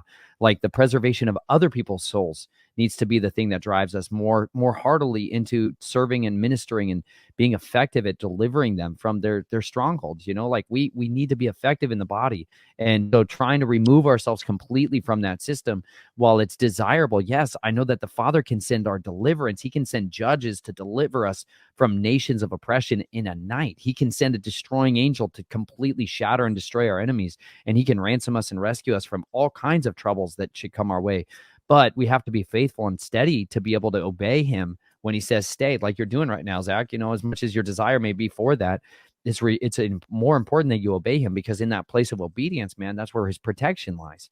And now some of us, he may have called to a rule and more lifestyle like that, and that's amazing. That's such a blessing to be able to raise up your children outside of that pressure and outside of that experience. But you know what? It's not reality for a lot of people. The vast majority of people they do not have that experience. And so if we just go ahead and continue to live this outsider lifestyle and try to call people to it, we got to understand that they're also looking at us like, can you guys come and help us and be effective here as well? So we have to be obedient to the place that he calls us, wherever that may be. Yeah, yeah, definitely. Um, yeah, because I realize the impact that I have around the people around me. I know it might be small and minute, but that it doesn't matter as long as I can can get to one person. I can plant that seed into one person, and that's all that matters to me. And recently I've been starting a Bible study with it's mostly my family. Only two aunts and a couple of her friends come, but I started a Bible study because I really wanted to explain the things that I've learned in the Bible. And my aunt, she's becoming one of my best friends, her son was actually one of my best friends that Wow. we were in that kind of gang with, not really a gang, it was like a brotherhood kind of, but we did some bad things. Um, but yeah, he ended up that she it was a very traumatic. Uh, my cousin had seizures, and Mm. he was in the shower and he was prone to seizures when he would get really hot, and he got really hot, and I guess, and had a seizure in the shower, and he fell and hit his head, and he died. And it really hit my aunt hard, and so I really was trying to help her, guide her through this. And one of the ways I tried to help was to create this Bible study, because it was like once that happened for her, because she was kind of getting into truth and the truth movement and conspiracies and stuff like that. Once that happened, the shackles were off. She was like Mm. shot off like a rocket, and she's learned so much in the past couple years. It's amazing, and it's a great testimony, to show that, all it takes is one thing, and it, that knowledge, that truth of that hunger to learn just gets instilled into people. And one of the things that really bothers me, is that I knew that he had this, and reading in the word and watching how Yeshua dealt with us. I'm guessing a spirit of a seizure. I'm guessing because the Mhm. way he healed the boy with the seizure was he rebuked the thing with what was inside of him. Mhm. And so that made me feel like I wasn't aware of that. And I felt like, I didn't have enough knowledge, and I felt like if I did have that knowledge, I could have tried to have helped or tried to do something to. But at the end of the day, if y'all wills it, it's his will. Let his Mm. will be done. And through all my life, it's kind of been like a struggle bus. I've been on the struggle bus my whole life, and I'm used to it. And it's like I am I can handle it.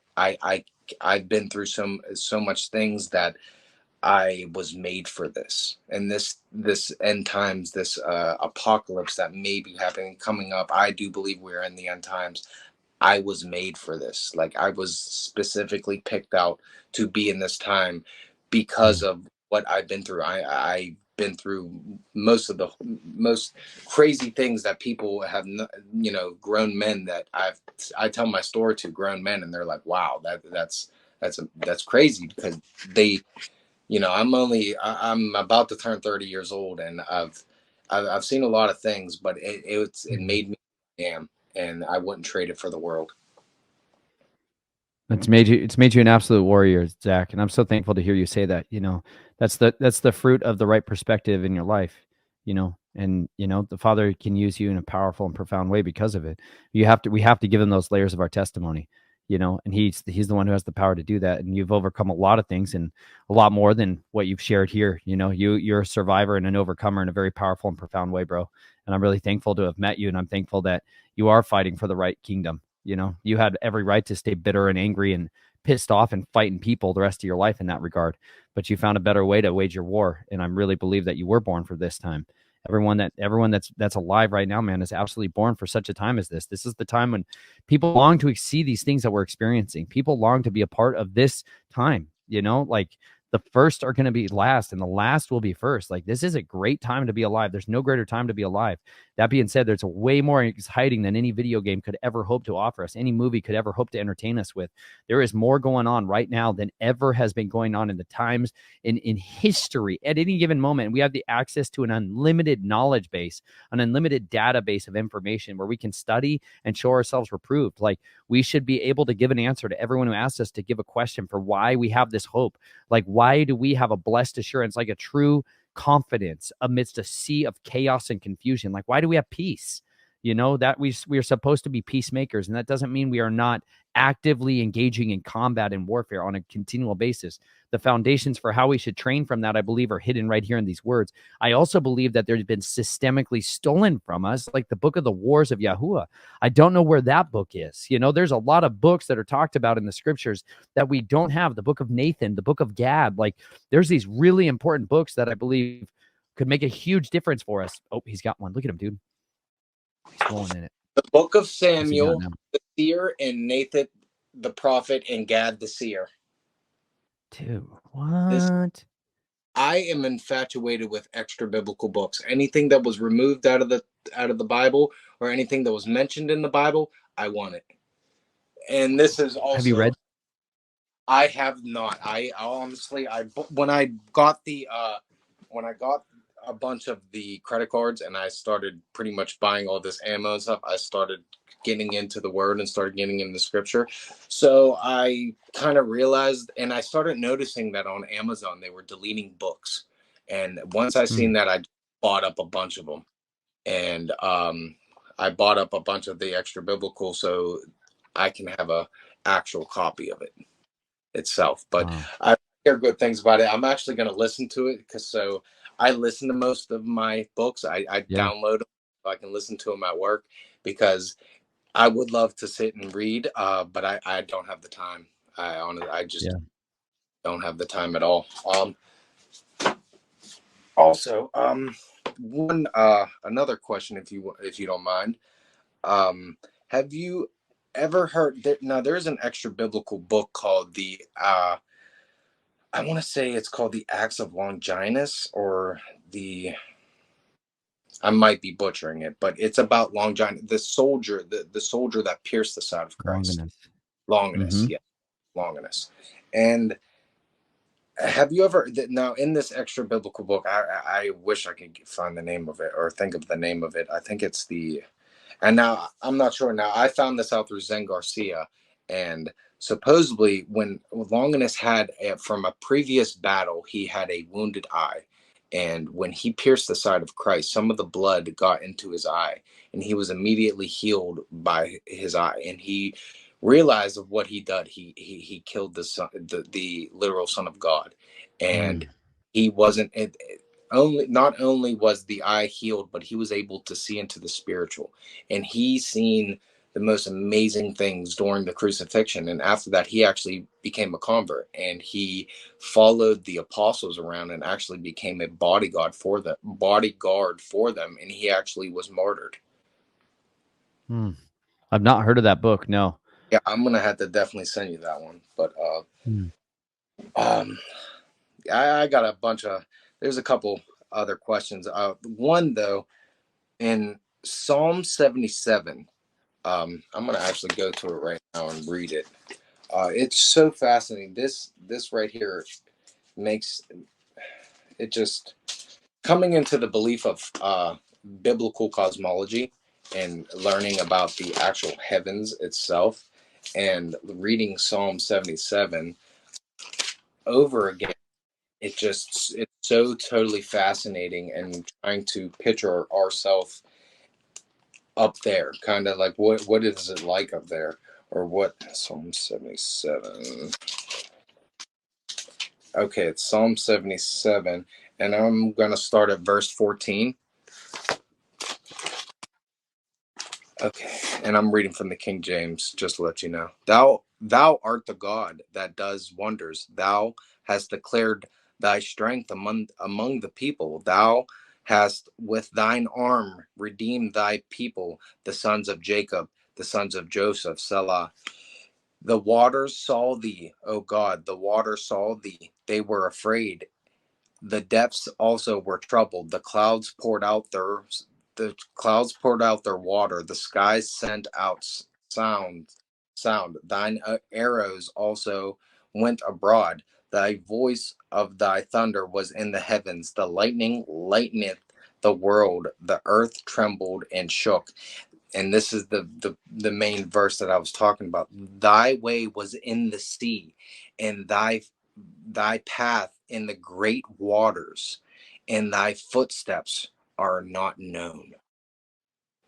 And just thinking about like the waters above, and just like it's such a mystery, and it just makes me go down like a million different rabbit holes and trying to understand, and I probably will never understand it, but it's fascinating, and it's like a never ending.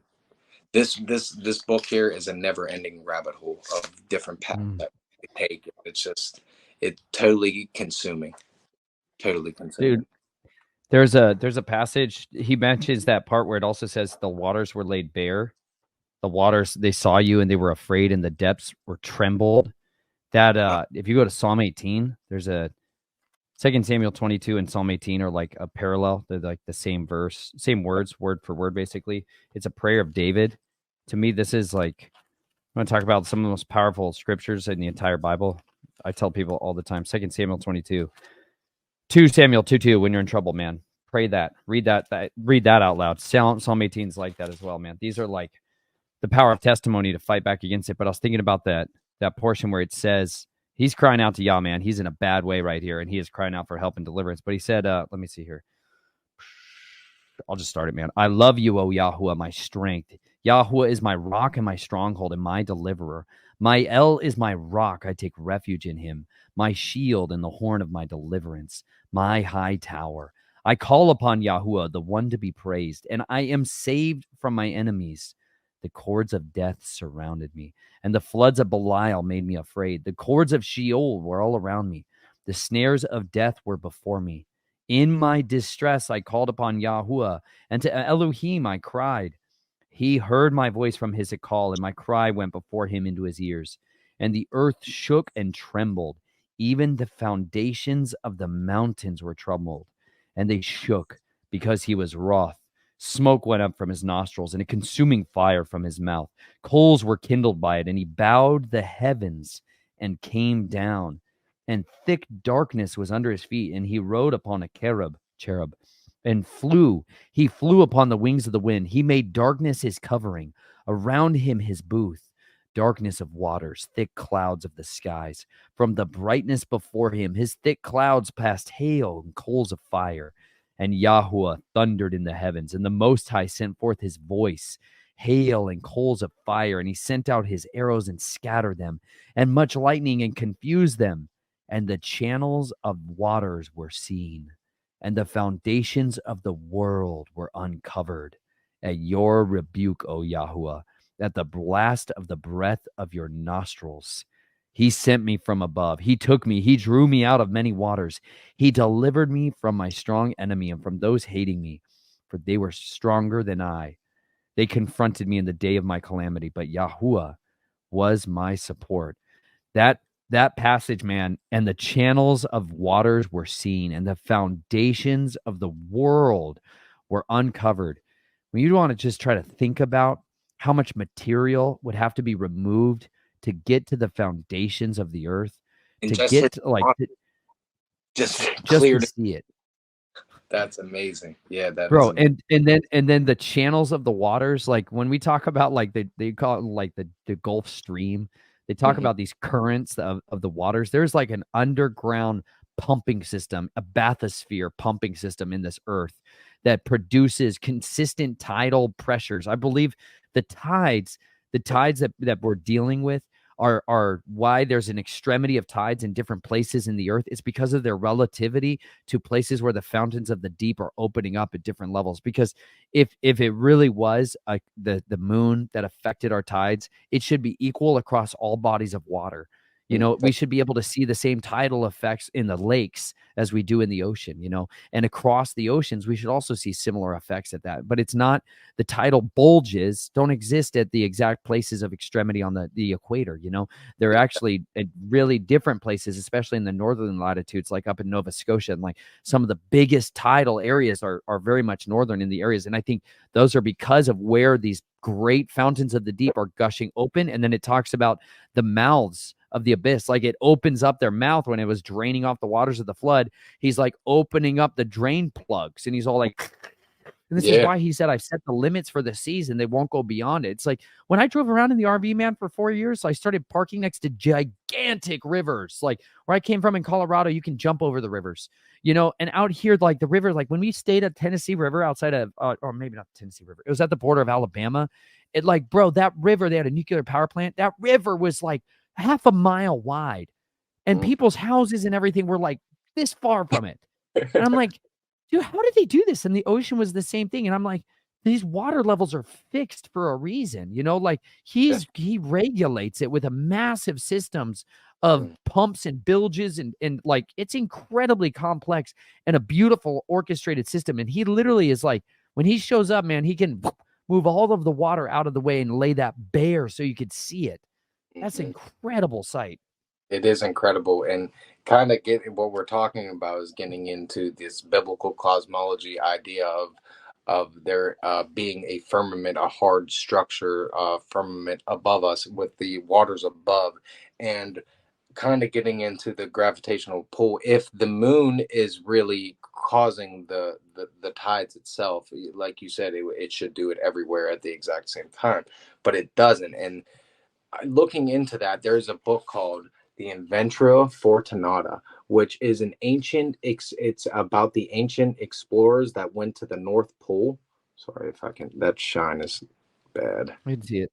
Okay, but and so in this book, it talks about the ancient people that went to discover the North Pole and what they talked about when they went up there, and some of their ship logs when they were talking about it, they they encountered this mountain that was there. And this mountain supposedly reached to the heavens, but it was magnetic. It was a lodestone black mountain. And this can be talked about in all mythology, all different throughout the world, Mount Meru, Mount Olympus, Asgard, all these different places. Even some people think that it could be the Mount of Congregation, Mount Zion itself, where the angels came and met in the book of Job, where Satan himself came up to the mountain of God. And maybe this in the North Pole is the mountain of God. And now in this book, it talks about how sailors would go up towards this mountain and the nails of the boats would pull out of the boats from this magnetic mountain. And beneath the magnetic mountain, there is a whirlpool where in I believe it's called Helvelgrimer in Viking lore or something like that. It was a supposed sea monster, but it's not a sea monster. It's actually a whirlpool that sucks in the oceans 6 hours per day and then gushes them out every 6 hours. It's like a geyser form, and it continuously does it, and that's what causes the tides on the earth. And that's what I believe causes the tides on the earth. Looking into it, Wow. yeah, it's amazing. Wow. It is amazing. That is fascinating.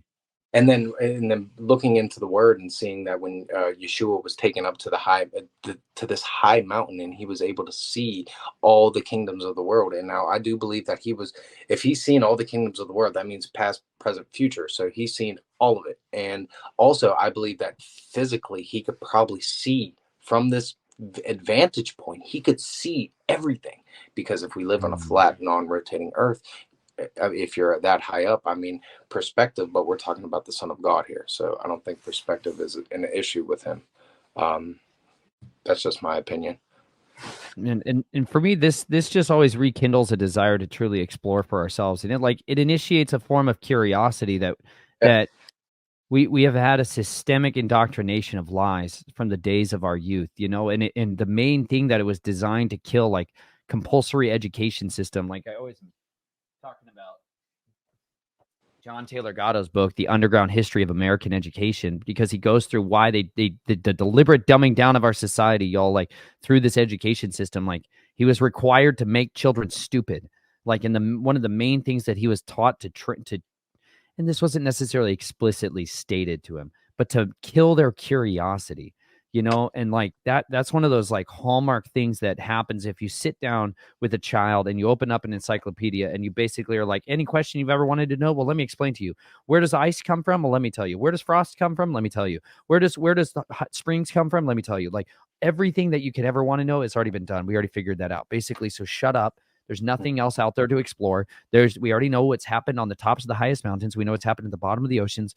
We know how everything works. We know how plate tectonics works. We know why volcanoes work. Like there's nothing out there to really be explored. There's only some tiny little pockets in the Congo, and otherwise, basically, there's nowhere for you to go. And it just kills people's curiosity. But you know what? When you start to read the scriptures, you start to describe how the world works, what happens out there. Like there is accounts and historical events that take place in this book that clearly say the stars fought from the heavens. In the book of Judges, like when they're battling Sisera, it says the stars fought from the heavens. That's a totally different mindset. Like what's happening there? Like, how can the stars fight for us? How can they physically fight for us in order for us to wage our wars? Like Yahuwah says, he stores up the storehouses of hail.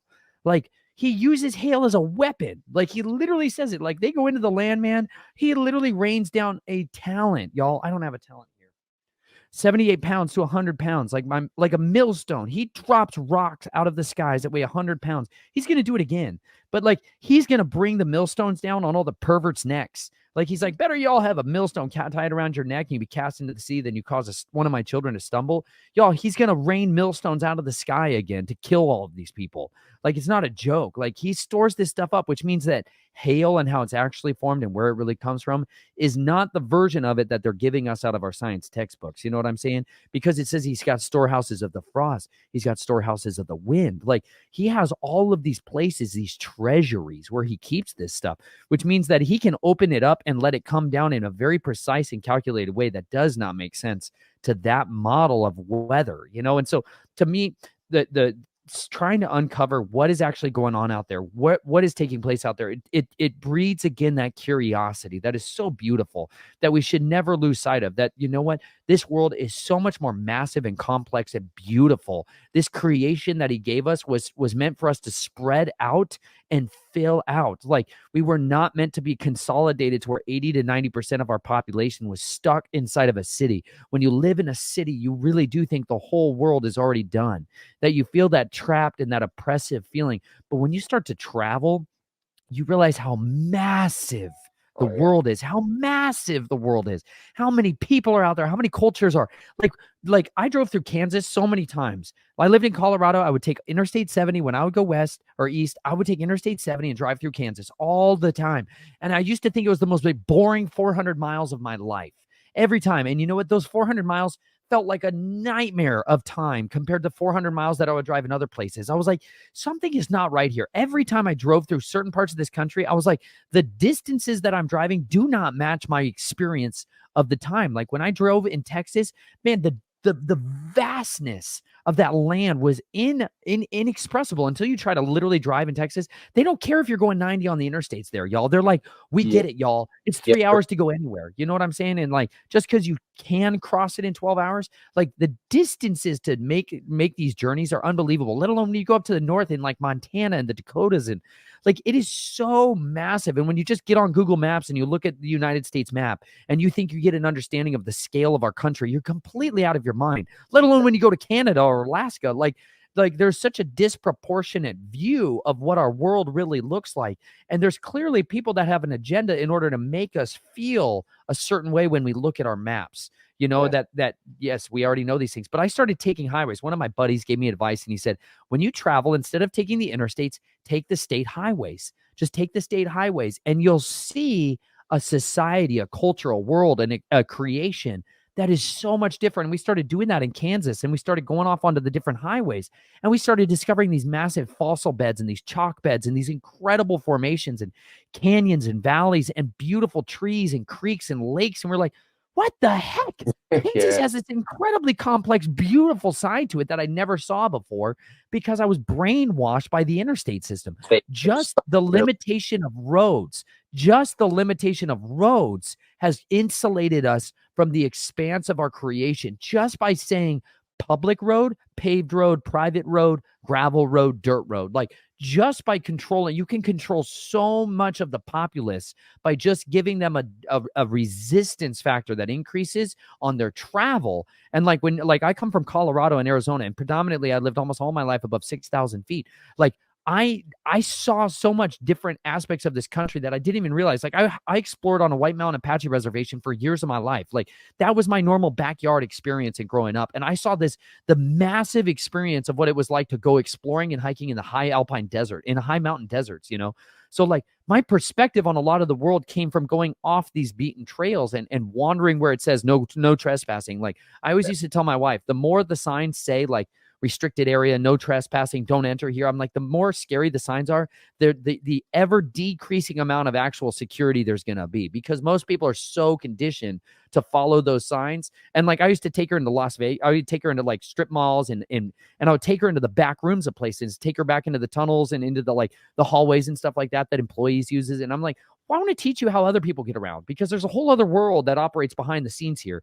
And if you learn to navigate that, and I did that in Las Vegas with her, and I was like, listen, let me show you that and test it out. And it was like, it opened her mind to see that if you don't follow the paths that they're trying to force everyone into, you can see there is an entirely different world out there. And so much of my passion is to try to inspire people to get out and explore, but the areas that you're not being shown you should go.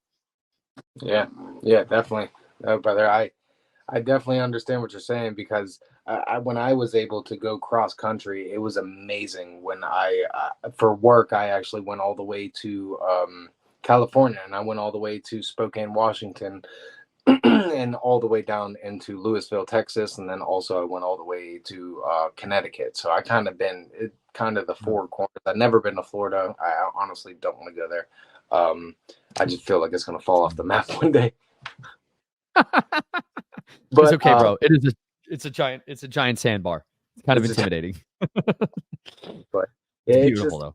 The fountains of the deep come up there. I'm telling you, it's unbelievable. You can swim in the fountains of the deep there. I've shoved my face inside them and drank from them. Yeah, dude, I just want to thank you so much for doing this, Zach. This was awesome, bro. I really appreciated it. This was awesome for me as well. You know, I've been watching you for years, and this is amazing. You know, actually getting to face to talk to you and on your show. You know, I'm very humbled, and thank you. Thank you, Zach, so much, man. And I pray you just keep going out there, man, and ferociously contending for the souls of men. You're doing a fantastic job, bro. Keep it up. Thank you, brother. As you as well. Right on, man. You have a great night. All right, you too.